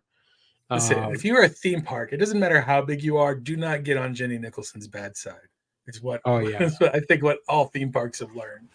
Yeah, but she's really great. I think this feels to me like the modern day documentary. Like that's kind of how we're gonna do some of them, because it's really well produced. Yeah. And Josh, we're talking about the Jenny Nichols Star Wars Cruiser video that she just dropped this week. I don't know if you're familiar with her work. I'll drop None of those words made sense except Star Wars. Oh, that's funny because both of these other guys recognized it. So yeah, she does great videos. Like I'll drop one in chat of like my favorite one that Shelby and I yeah, watched. she was. I watched some other ones before, but yeah, I really like her stuff. I think she just very well researched, and she also puts things in a way where like they're presented very fairly, it seems, right? I think one of the things she addresses is like other influencers and people like that, because she paid for her trip to this to the Galactic Star Cruiser. Here's her channel, and she doesn't need promotion. The video's already got like 4.7 million views. But yeah, she does a lot of theme park related videos. She did. I can't wait to see this Evan Hansen, Dear Evan Hansen video. Actually, Needlessly thorough roast of Dear Evan. Yeah, there's a whole thing about the Vampire Diaries, which, as you can see, she's not super prolific, but man, when she puts out a video, like they get a lot of views, right? So yeah, if you want to know more about why you couldn't go to the Star Wars Cruiser, because it closed down and it was very cost prohibitive, you can go check that out. It is a 4-hour video, but it's broken up into nice chapters, so you can kind of pick up as you kind of watch the thing. So yeah, that I do recommend. I don't recommend the GOAT. And that, yeah, those are the two big things that I've been watching. So let's move on. I think, Jeff, you have stuff that's not comics as well, right? I do. Yeah, and then we'll jump over to you after that with comics, and then we'll segue from there. I've got like a couple of things I watched, but go ahead. Okay, sure. All right, Jeff. So I watched. I started the final season of Letterkenny this week. Letterkenny being a show on Hulu. It is like the dirtier cousin to. It's like a Canadian show of comedy about these hicks that live in the backwoods of Canada. It's I think this is its 8th and final season that they released maybe about a couple of months ago, I think, and I'm finally getting around to watching it. I would say Letterkenny's a acquired taste, maybe. I think it's very funny. It's a little like It's Always Sunny, I think. Okay. It's Always Sunny in Canada. It's Always Sunny in Canada, yeah. Which I think is a straight up lie, but go ahead. I started watching that. I'll be sad when it ends because I have a fondness for that show. Also, I've taken to like scrolling through like Tubi and like Pluto TV, like those like things that show like really old stuff. So I started watching episodes of the old Land of the Lost television show. Oh wow, yeah. Sid and Marty Krofft. That show is entertaining, but also like super annoying. Everybody in that show just yells at one another, like that's their acting style. It's how are we going to get out of this cave? I don't know. What are we going to do? What are we going to do? I don't know. And they see that for like it's like 5 minutes of them yelling at each other. And then they just, but like it's like these small sets. So then there's like step forward. We're out of danger. Boom mics hadn't been invented, so they all had to really protect their voice. Yell. They all came from silent film. That's right. I love the stop motion dinosaurs. Sometimes they're puppets. Sometimes they're real dinosaurs. Sometimes they're real dinosaurs. I mean, it was that long ago. Chaka is real. Yeah, I enjoyed it. I was watching the first season, so I got to see where they first introduced the Slee Stacks. And it is way trippier than I remember, but it is still not like good, but it's entertaining. All right. Nice. All right. Then, Judge, you said you had a couple of things that were not comics. Let's do that first, and then we'll dive all the way into comics. Yeah, sure. So, I mean, if you've been following along, it's kind of just the same stuff I said last week, but I finished Fallout this week. I don't think I was done yet. It was great. Really, really good. I mean, just... I still haven't seen The Last of Us yet, but I feel like with The Last of Us and with Fallout, what they've realized is games converted to like TV or movies shouldn't just be trying to recreate the game. Like there's a kernel there of something that is just good storytelling, and let's go with that. And so Fallout was just fantastic. It was really, really good. And it's interesting because The Last of Us and Fallout are two very different adaptations, right? Yeah. Last of Us is trying to pretty much adapt the story that we know from the games, Right. whereas Fallout is just trying to recreate a time period in that world, in the larger world of, because I haven't played the games, but just based on the timeline that they showed, it's so long. It covers so many different eras of that world, and the show is just like, we're gonna take you here to this specific place.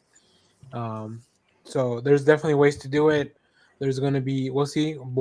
Josh picked Borderlands in his draft, so yeah, I did. But I feel like also the thing about Fallout is, from what I've been reading, I feel like the first video game adaptation to then draw people to the video games.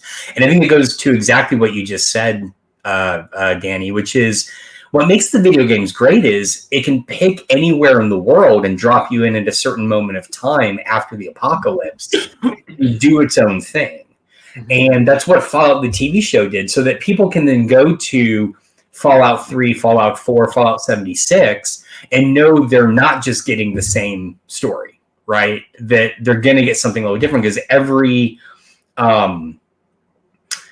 vault, every game starts out from a different vault, right? So it's like you're getting that story. So I don't know. I'm really impressed with Fallout, and also Todd Howard, the director of the new games, has said it's canon. So everything in the show is canonical to the games, nice. Which has upset some people because, like, for instance, I believe in the games, the ghouls don't have any kind of tonic they can take to keep them from going full ghoul like happens in the show. I guess spoiler a little bit, but not really. So anyway, I don't know, but I'm really intrigued to see where it goes. So that was either a spoiler or it means nothing to you. Yeah, like, there's no in between. I don't think there's no middle ground. Yeah. Anyway, so I watched Fallout. We're still watching Hacks. We're in season 1. That show is just amazing. And we have 1 episode left of The Haunting of Hill House, and oh boy.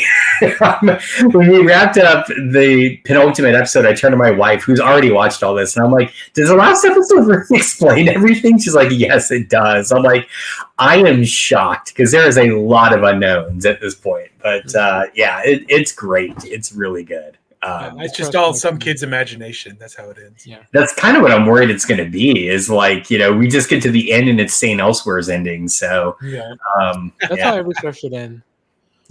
Every show is just a different snow globe in that kid. Yeah, exactly.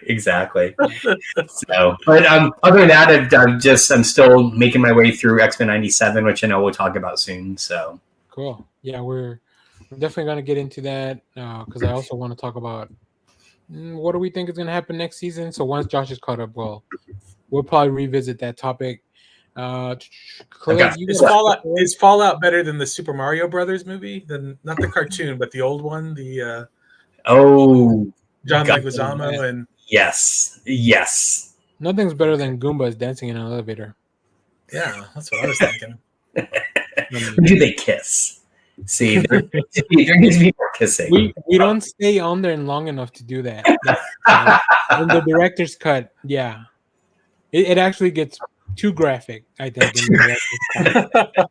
That's the original X rating. Yeah, it was there. That's why I didn't even make it to theater. So, cool. Clay, do you need to step away now? Oh yeah, I probably should. Okay, let's do quick wrestling while Clay comes back. Then we'll do comics. Close out the show. All right, but Josh has to use his wrestling voice this whole segment. Josh, what's your wrestling voice? Hey, brother. Hey. I was watching. Well, I wasn't watching. Rocky 3 was on TV. Oh yeah. And that whole section, man, they really thought very little of wrestling back when that movie was made. So, Rocky 3 is the saddest of the Rockies, I think. oh, for sure. Well, I mean, you can only kill Mickey once. Yeah, you can only kill Mickey once. All right, Jeff, why don't you get us kicked off on the wrestling minutes now? Big day today. Yeah,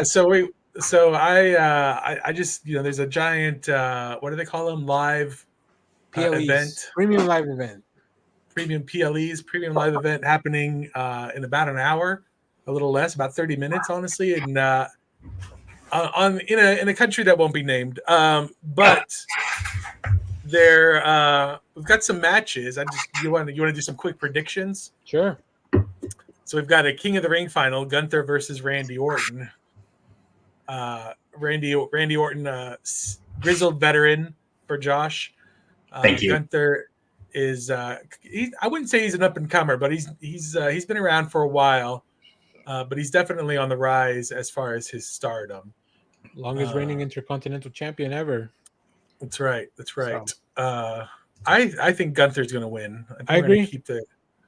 I agree. I think at this point it doesn't benefit Randy to get the title of King of the Ring. Like he's over wherever he goes. He's gonna get an ovation, so it doesn't matter. Whereas Gunther, like, let's keep him strong. Let's build the King of the Ring stuff for the upcoming show in Is it Austria? I think they're doing a show pretty soon. So yeah, no, I like Gunther. Is there going to be hijinks though? Where there'll be bloodline hijinks? Maybe. Yeah, I would think so. I could see that. It kind of help protects Randy too, I think. Yeah. I would so like it to be clean, just so because Gunther deserves a clean win. But yeah, maybe it'll be slight hijinks, and then Gunther will still get a mostly clean win. Right. Queen of the Ring, we got Lyra Valkyria versus Nia Jax. This is kind of a surprising final for me, I think. Yeah, this one's interesting because first of all, I don't know why online people were saying that Bianca Belair was pregnant. I was like, are they going to take her out of the tournament? How's that going to play out? I don't know. But that didn't seem to be the case because she's also got a match today. I mean, I'm rooting for Lyra, but I think Nia's going to win. I think Nia's going to win too. Yeah. That did you watch the SmackDown last night? I did. Her match with Bianca Belair looked brutal. Like I would not want to get. Yeah, I mean, I love Nia Jax, but I don't want her to crush me. She's a. But there are people on the internet who disagree with you, Jeff. Yeah, I know. We have the women's world title match: Becky Lynch versus Liv Morgan. I'm going to call upset. I'm going to say Liv Morgan wins. I know there's like a very small chance at that. I don't think that's an upset.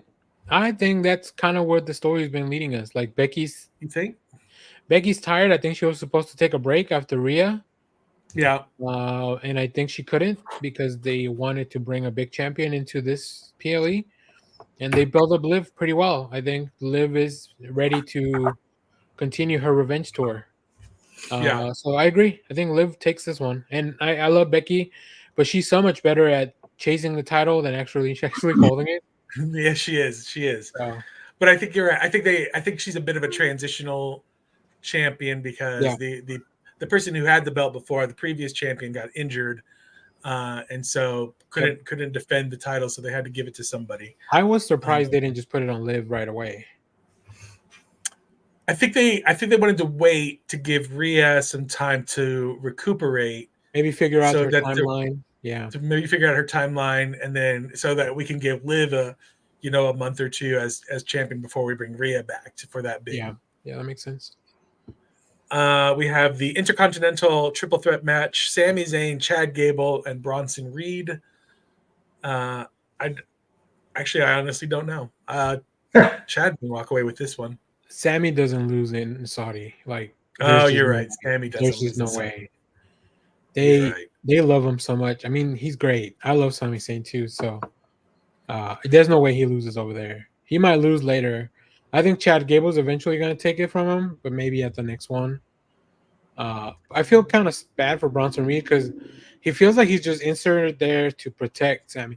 I think Bronson even takes the loss to keep Chad the build up with Chad Gable. Oh yeah. I also feel like Chad's they started hinting at maybe him. I mean, definitely him splitting from the Alpha Academy, but then I think also him Otis, joining up with his other. yeah, Otis is going to cost him the title today, and Oh yeah, that's probably good. Yeah. And then finally, the Cody versus Logan Paul, Cody Rhodes versus Logan Paul match. I haven't been paying attention to what all the contract stuff has been. I know Josh there's was been a lot like, of like Logan Paul, I know that guy. I do, and I'm hoping he gets the shit kicked out of him. He But will. he is. He will. that would entail wrestling is real. So, But I They- mean, they really do get the shit kicked out of them, though. no, true. he's actually, I hate how good he is at actually wrestling. So good. He's so Like, good. he's just very athletic. So like he picked it up, obviously. But once the stipulation was like Logan Paul's title is not on the line, but Cody's is. Yeah. Like I was like, okay, well Cody's gonna win. Yeah. He loses nothing.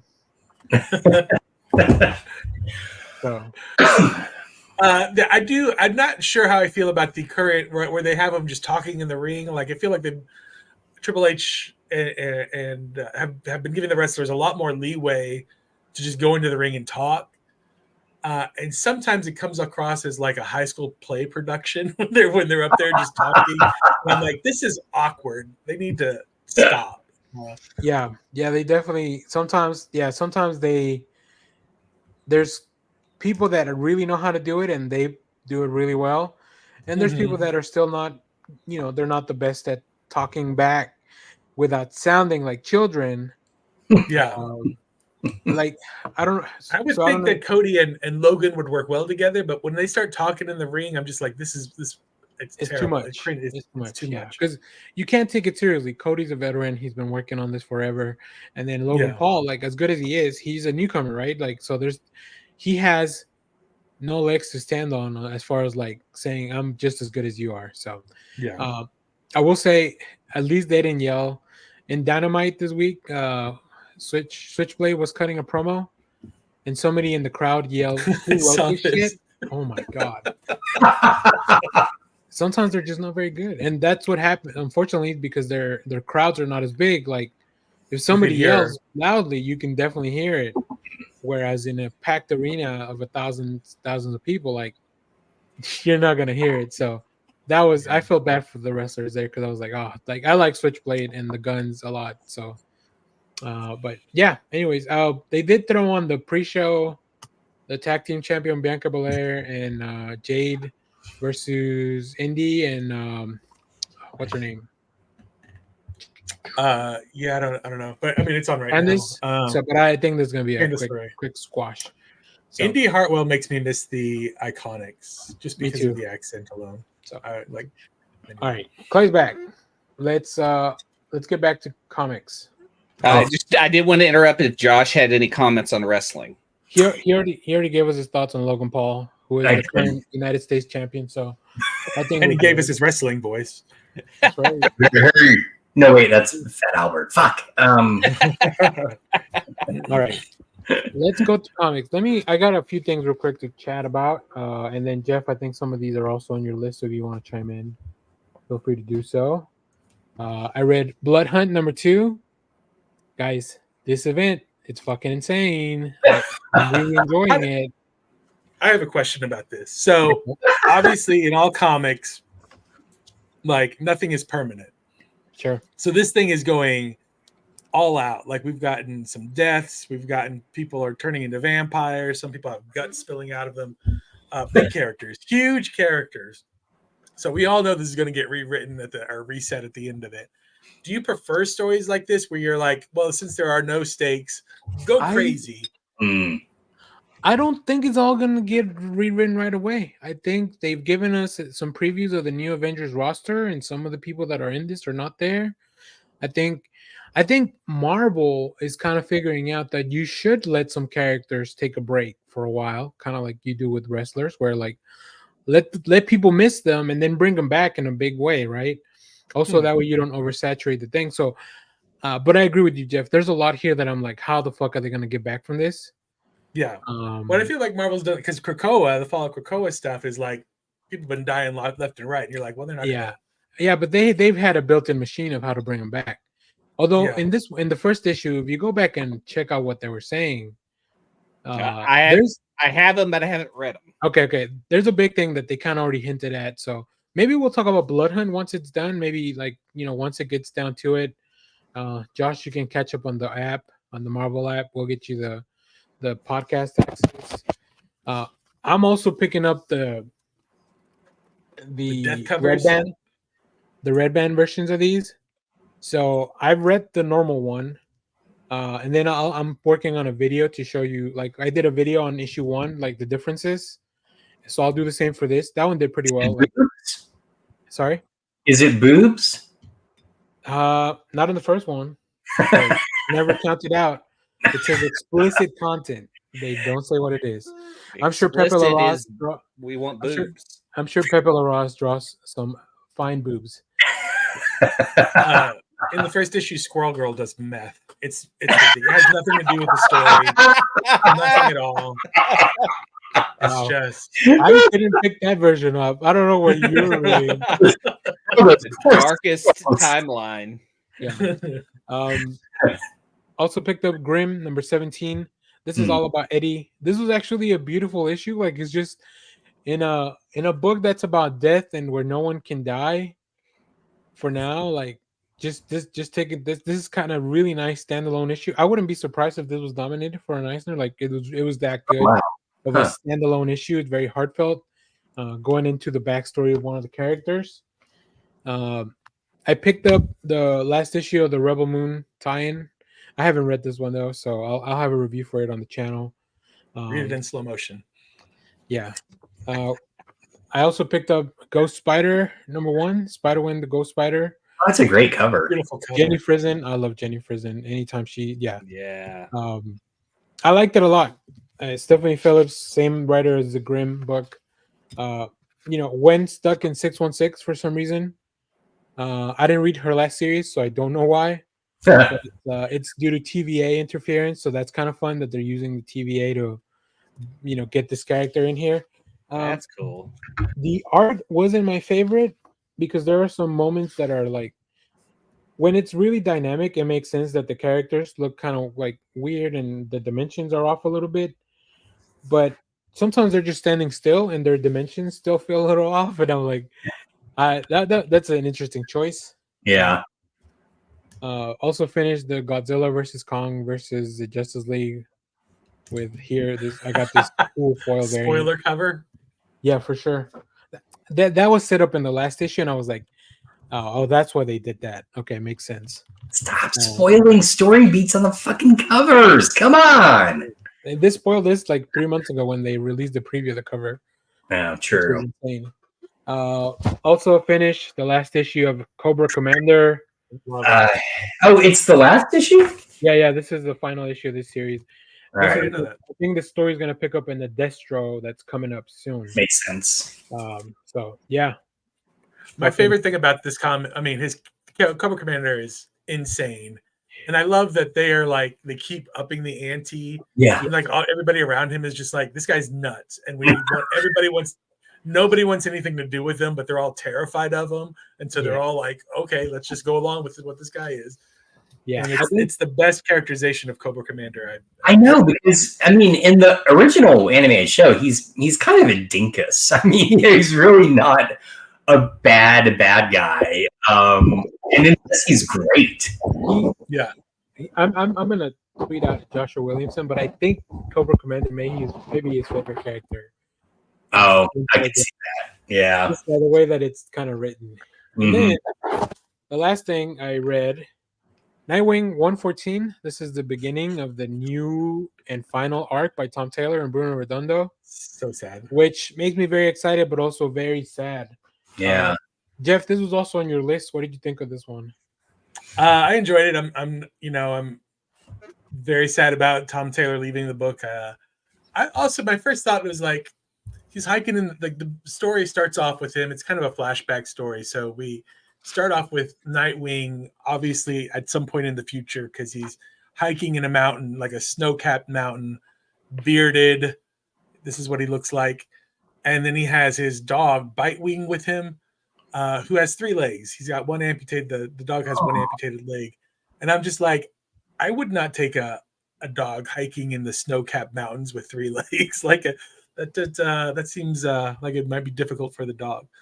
Seems irresponsible. That's what I agree. It seems a little irresponsible. We're gonna call PETA. Outside of that, I very much enjoyed the comic.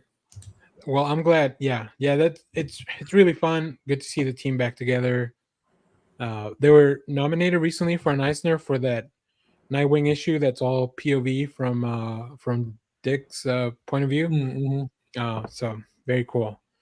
All right, let's transition to Jeff, since you were already talking about a few things. I think there's more things that I might have read too. But go ahead. Let's see. So I read Titans number 11, also by Tom Taylor, also quite good. Is anybody reading Titans? I love Tom Taylor, but that one, I feel like there's too much going on that I need to catch up on before I get into the Titans book. Raven has been Raven's sister has taken over Raven's body. But what's interesting is like they're dealing with that, but they also have Amanda Waller, who's also basically trying to take out the Titans.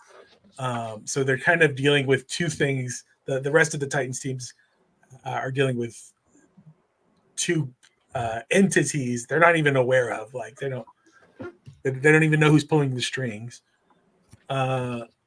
World's Finest, number 27. This was great. I think the Jimmy saves the day. The Universal Jimmy Olsen's. Oh, nice! It's so much fun. Mark Waid is just such a good writer. And the other thing I really enjoy about this is Superman and Batman are imped into a 2D version dimension, so they're kind of like in these straight cartoon panels. But the Batmite, that's what it used to look like in the old Batman 60s cartoon. Yeah. And I didn't realize that until I was watching something else on television. And I was just like, oh, that's a clever little bit that they did there. Yeah, these are all fun. Show them the first page, Jeff. Oh yeah. It's such a great callback to like just really, really fun stuff. That's awesome. And then do the last one. Oh yeah, I am the might. Oh, it's so good. Maybe that's the tattoo we have to get. Maybe it's so good. Every issue starts off with something fun like that too. Yeah. Wonder Woman number 9.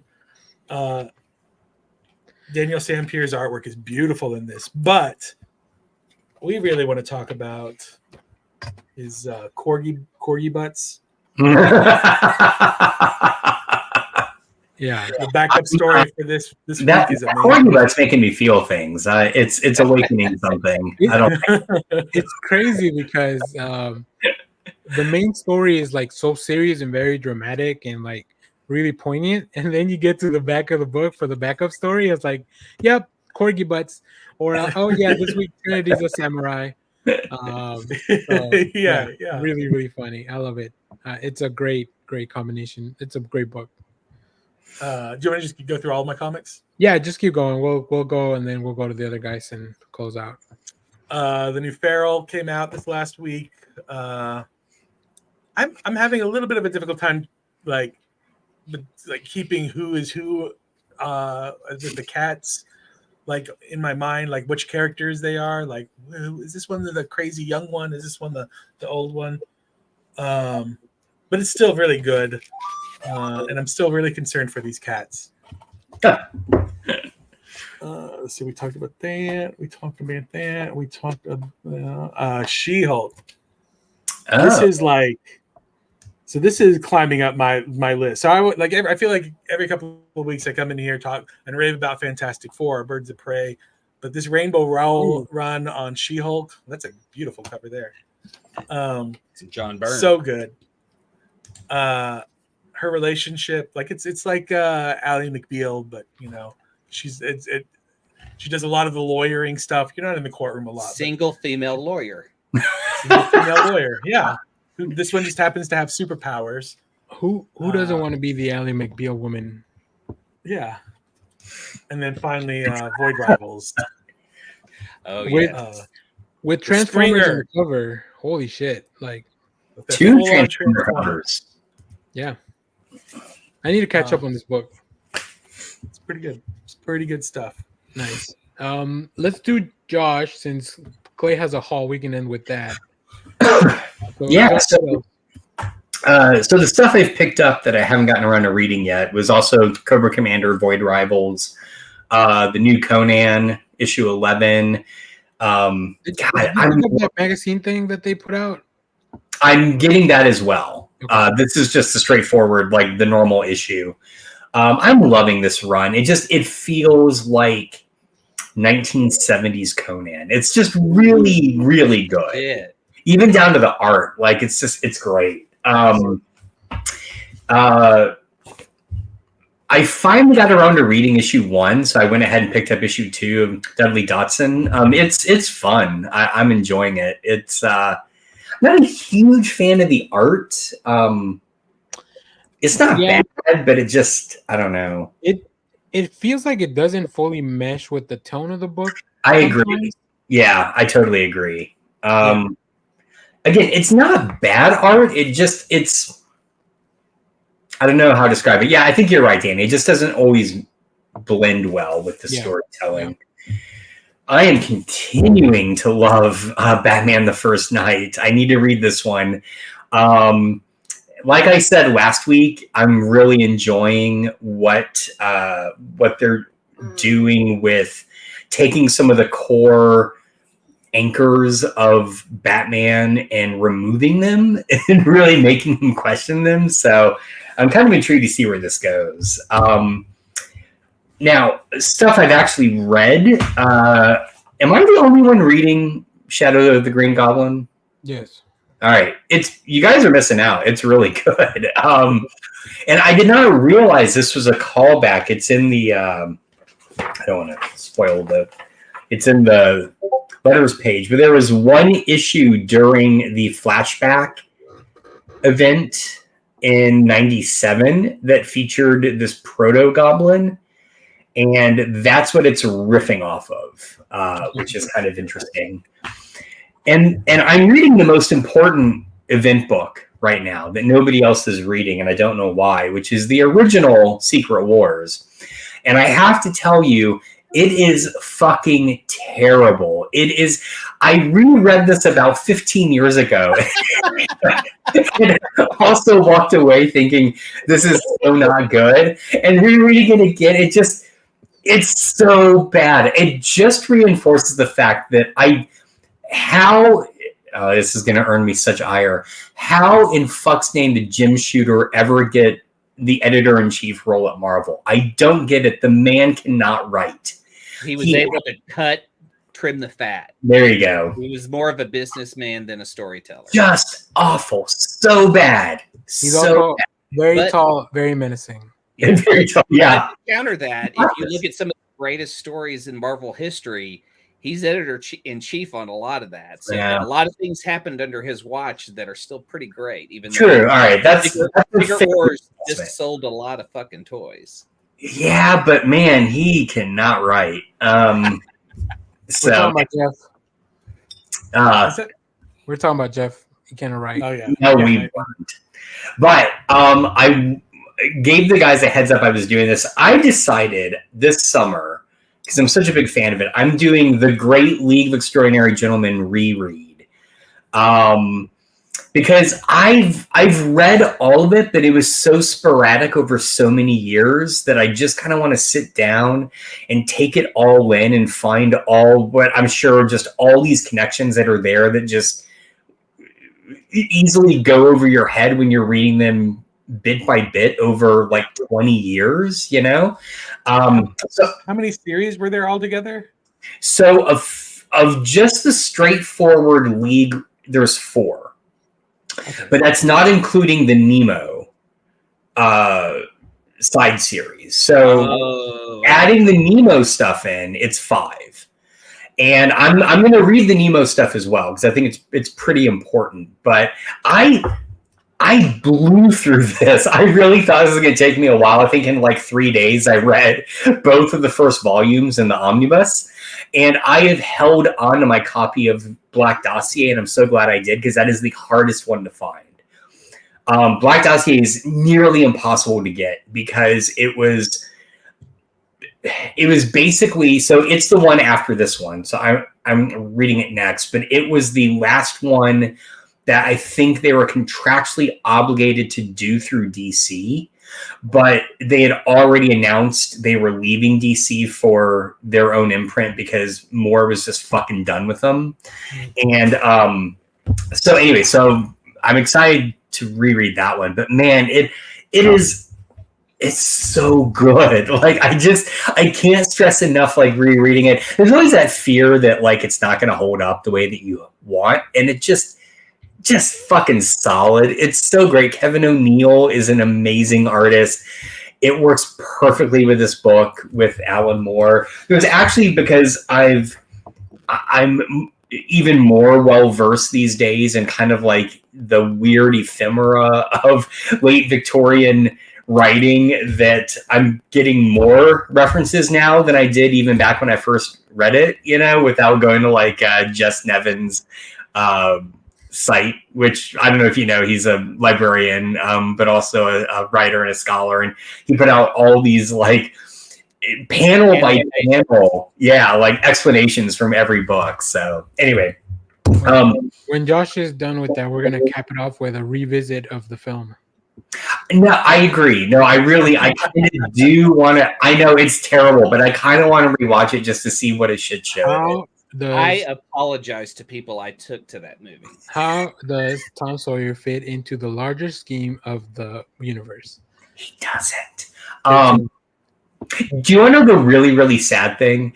I went to like opening weekend. I went with my wife and two friends to go see that movie. I had never read the comic. So I left the movie going like, well, it wasn't that terrible, you know? But then I read the comic, I was like, oh, that's fucking awful. Like, what did they do to this poor story?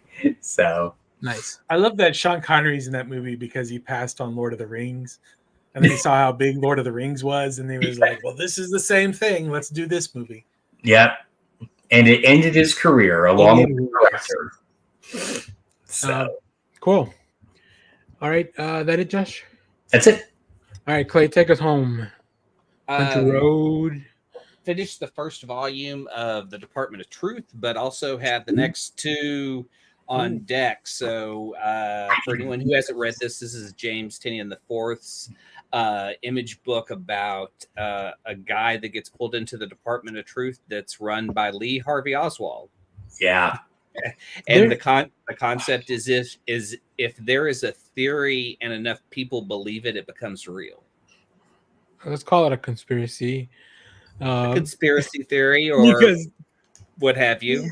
But I think issue 6 or 7, it's one of the most fucked up things I've ever read. Clay, I can't wait for you to read it. Yeah, I'm trying. Let's see here. So it'd be in the second volume. Yeah, so I don't want to ask because I don't want to give anything away, but you'll probably know once you read it. And we can maybe talk about it next time you. Okay. Yeah, because I'll finish them. I'll finish them this weekend.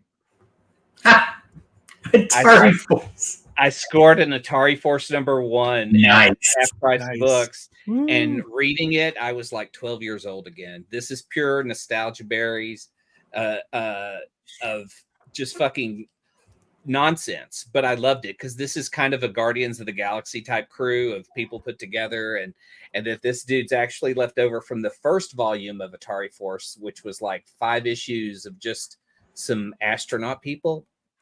I don't know. It was really weird, but I was so happy to pick that up. How do I get that 12-year-old nostalgia feeling from Secret Wars again? Because I feel like I'm missing out on it. Now, the way you recapped both books, I want Alan Moore to write Secret Wars, and and I want to see League of Extraordinary Gentlemen done by Jim Shooter. Oh! You did. It's the movie. Pain. Yeah. I had Half Price Books this week and was able to score one of the early Marvel graphic novels. And nice. this is I guess when Marvel wanted to do Black Label. This is their Black Label from the 80s, and I have a few of their graphic novels, and so I've pulled out like She-Hulk to show off one of them. Spider-Man Cookie. Yes, which is, I'm trying to think who. I think that's a Bernie. Is it Bernie Wrightson? I believe it's Bernie Wrightson because I have it autographed by Bernie Wrightson. There are a handful of these at this size. It's kind of like their Treasury edition that were oversized. They only printed so many, but they also often didn't have the comics code on them. So it was their way to tell different kinds of stories. And are those are the original graphic novels? Those are the the big. Yeah. Okay, so this was, and I think I have one other one by Wolverine, or that's a Wolverine story by Paul Neary. Wow, you're right. It is Bernie Wrightson. Stuart the Rat. This is an Eclipse graphic novel who's not in business anymore, but back in the day they were able to get Steve Gerber after he finished his run on Howard the Duck. Wait, so this has never been reprinted either. Is that related to Stuart Little? No. Oh. Okay. But because this has exactly what you hate about comics. It's a lot of words to start off. It's a lot of text. Oh, speaking of, yeah, the novel at the back of League of Extraordinary Gentlemen. I know, like it gets so heavy back there. My big score from Half Price Books. Oh wow! Guardians Run nice. By Bendis, Volume 1. Such a score! I'm so excited about this. Let me know how it handles the Trial of Jean Grey stuff. Does it put it on there or?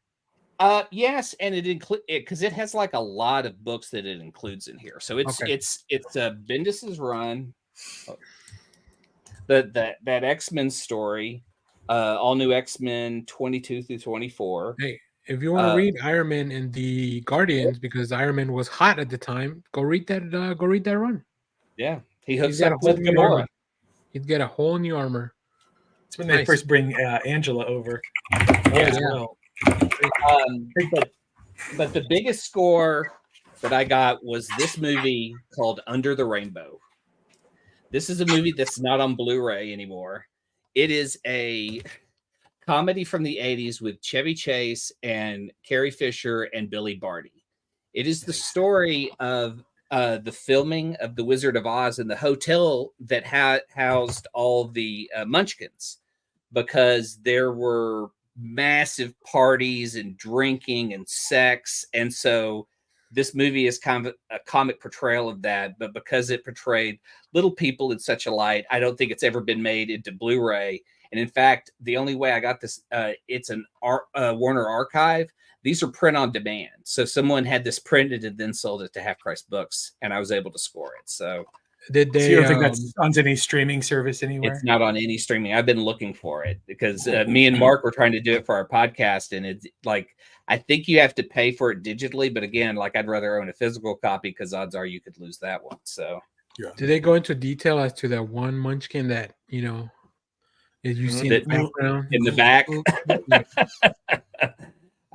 No, they don't even go into any of that. They just really rely on the stories about the drinking and debauchery that went on while they were filming. So nice. Okay, cool. Well, let's go into what's that, Jeff? I was going to say, Clay reminded me that I picked up 3 issues of this Greg Rucka, Yoshitaka Amano, Elektra and Wolverine book from Half Price Books. Oh, I remember this thing is like all text. Whoa. Like what is it with those comics? Like it's just text. Who did the art? It is Yoshitaka Amano. I've never even heard of this. I think I remember that because I remember it was just text heavy. Yeah, it's just like one long book. I like Greg Rucka. I don't like Greg Rucka that much. I'm sitting on one book though that I've been waiting. Josh, have you finished Rusty Brown yet? No, I bought it. I still need to start it, but it's right over there.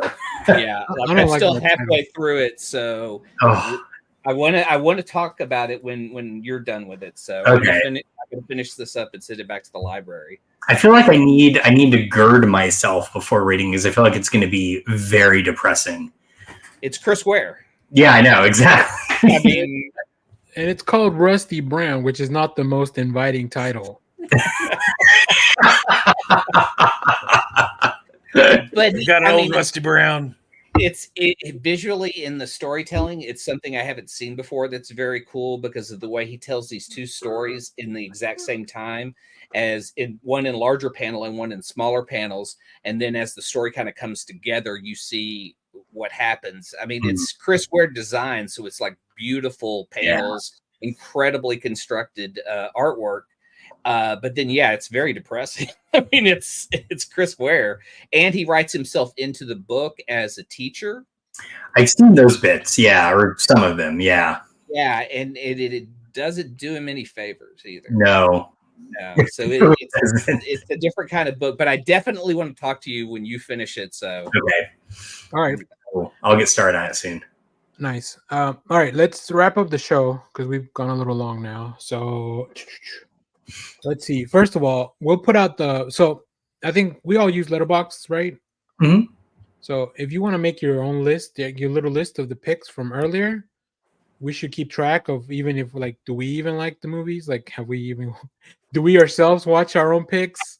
no, because there's no way There's I'm a watching a combination Minions movie. Yeah, there's a combination of He's gonna be at the Despicable Me 4 premiere opening night. Like, come on, baby, we could do this. You know, go on the red carpet premiere, but dress like Alexander Skaarsgard. That'd be amazing. Pants off, dance off. So we'll share that. We'll share the list as well on our community page. If I lose, I'll get a Minion tattoo. A little Minion Banff tattoo. A Minion tattoo this size on my back. Oh boy. Oh God! Wow. On your Angel wings. All right. Yeah. So stay tuned for that. I don't know that we have anything super cool coming, but we got a lot of stuff that we're going to talk about over the summer. So make sure to join us for that. Kyle should be back. I think now he's going to be finally done with school. Yeah. He's doing. Kids. Who needs? He's doing the whole. What was the Adam Sandler movie? Billy Madison. Billy Madison. Yeah. He had to go all the way back through. All the way back. All the way back through. So he's It's been up to busy. 10th grade now. Yeah. He's hanging out with a penguin in a tent. And Veronica Vaughn. His suspension got lifted, and he'll be That's back right. next week. So yeah, stay tuned for that. We got a bunch of reviews on the channel. I don't know what else we're adding, but we are always adding new stuff to the channel for sure. So check it out. So yeah. Recommendations real quick. Does anybody have anything? Yes. All right, I'll kick it off real quick. Go watch Dune 2. Dune Part 2 is on Max now. Yes. No excuses. I will. Do I have to watch part 1? Okay. Funny enough, I said in my review that you don't even need to watch Part 1. You probably should. Okay. But I own part 1. I probably you never seen the other one? Oh my god. Well, you've seen the original film. You probably don't need to. Actually. No, I still want to. Yeah, you should. You should. It's great. Yeah. So clear out 5 hours from your schedule. Who is he? Zack Snyder? Yeah. Clay, what do you got? I watched oh my god, what's Michael Rosenbaum Inside of You podcast? Oh, yeah. Go watch the Tim Blake Nelson episode. Because he says something in that episode that makes me theorize we're going to see more than just the Red Hulk in the next Thunderbolts movie. I think we're going to see Eric Bana in this movie as well. Really? Wow. Oh, I thought you were going to say the leader. The leader's in that movie. He is the bad guy. So Tim Blake Nelson is like in the Thunderbolts he's coming movie. back. Oh, okay, cool. But I have a theory from things he said in that podcast that Eric Bana, and I would love Ed Norton to show up, but I have a feeling that Eric Bana is going to show up as his Hulk character. Multiversal. Interesting. Man, The Thunderbolts may be what Spider-Man No Way Home was for Spider-Man. Oh, it wait, may be for Thunderbolts Hulk. or Captain America 4? Thunderbolts. Oh, he's the bad guy in Captain America 4. Oh, okay. Because Isn't he? McDonald's already put out all the designs for the characters. Yeah. For And, Cap or for Thunderbolts? Well, Yeah. we have Thunderbolt. Ruth. Yeah, You have Ruth. Yes, the fan favorite Ruth, which I I want a could little. I want end a of little. being favorite. Who the fuck knows? So I want a little red Hulk, so I can get Harrison Ford to sign it for me. All right, Josh, what do you got? So I stumbled on this at GameStop, which I basically only go into to stumble on weird shit. They produced a Japanese Batman manga superpowers figure from McFarlane Toys. I know you can't really see it, but he is gray, just like the manga. It was $10, and I'm like, "Fuck yeah, I want a Batman manga figure," and I'm not going to open it because I like the packaging. It takes me It's back. nice. Yeah. So, and I don't know if you know, Clay, but they have released Blue Beetle ship as part of this line. What the? Yeah, and Blue Beetle, of course. I'm in. So, I'm in. anyway, that's my pick. $10. Jeff. We have our other comic book club tonight, and we read Nimona. Oh, such a good book. It's really good. Yes. Really good. I recommend everybody reads Nimona And the movie. Watch the movie too. and the movie. I've heard that's good as well. Yeah, it's on Netflix. Yes. Okay. And it was nominated for an Oscar, so Oh, even Have no chance of winning. even those old crotchety people watched it, or maybe they thought about it. I mean, they gave an Oscar to the Suicide Squad. Wait, suck it, Marvel. All right, with that, we're gonna get out of here. So thanks everybody that watched. We'll keep you updated on our movie draft. If you like that, let us know. We'll probably, we can draft anything. Anything is draftable. Kid. anything is draftable. So yeah, all right. Thanks for watching, everyone. Yep. Bye. The most important thing in life will always be Hell, Bebo. But I love you. Simon Center.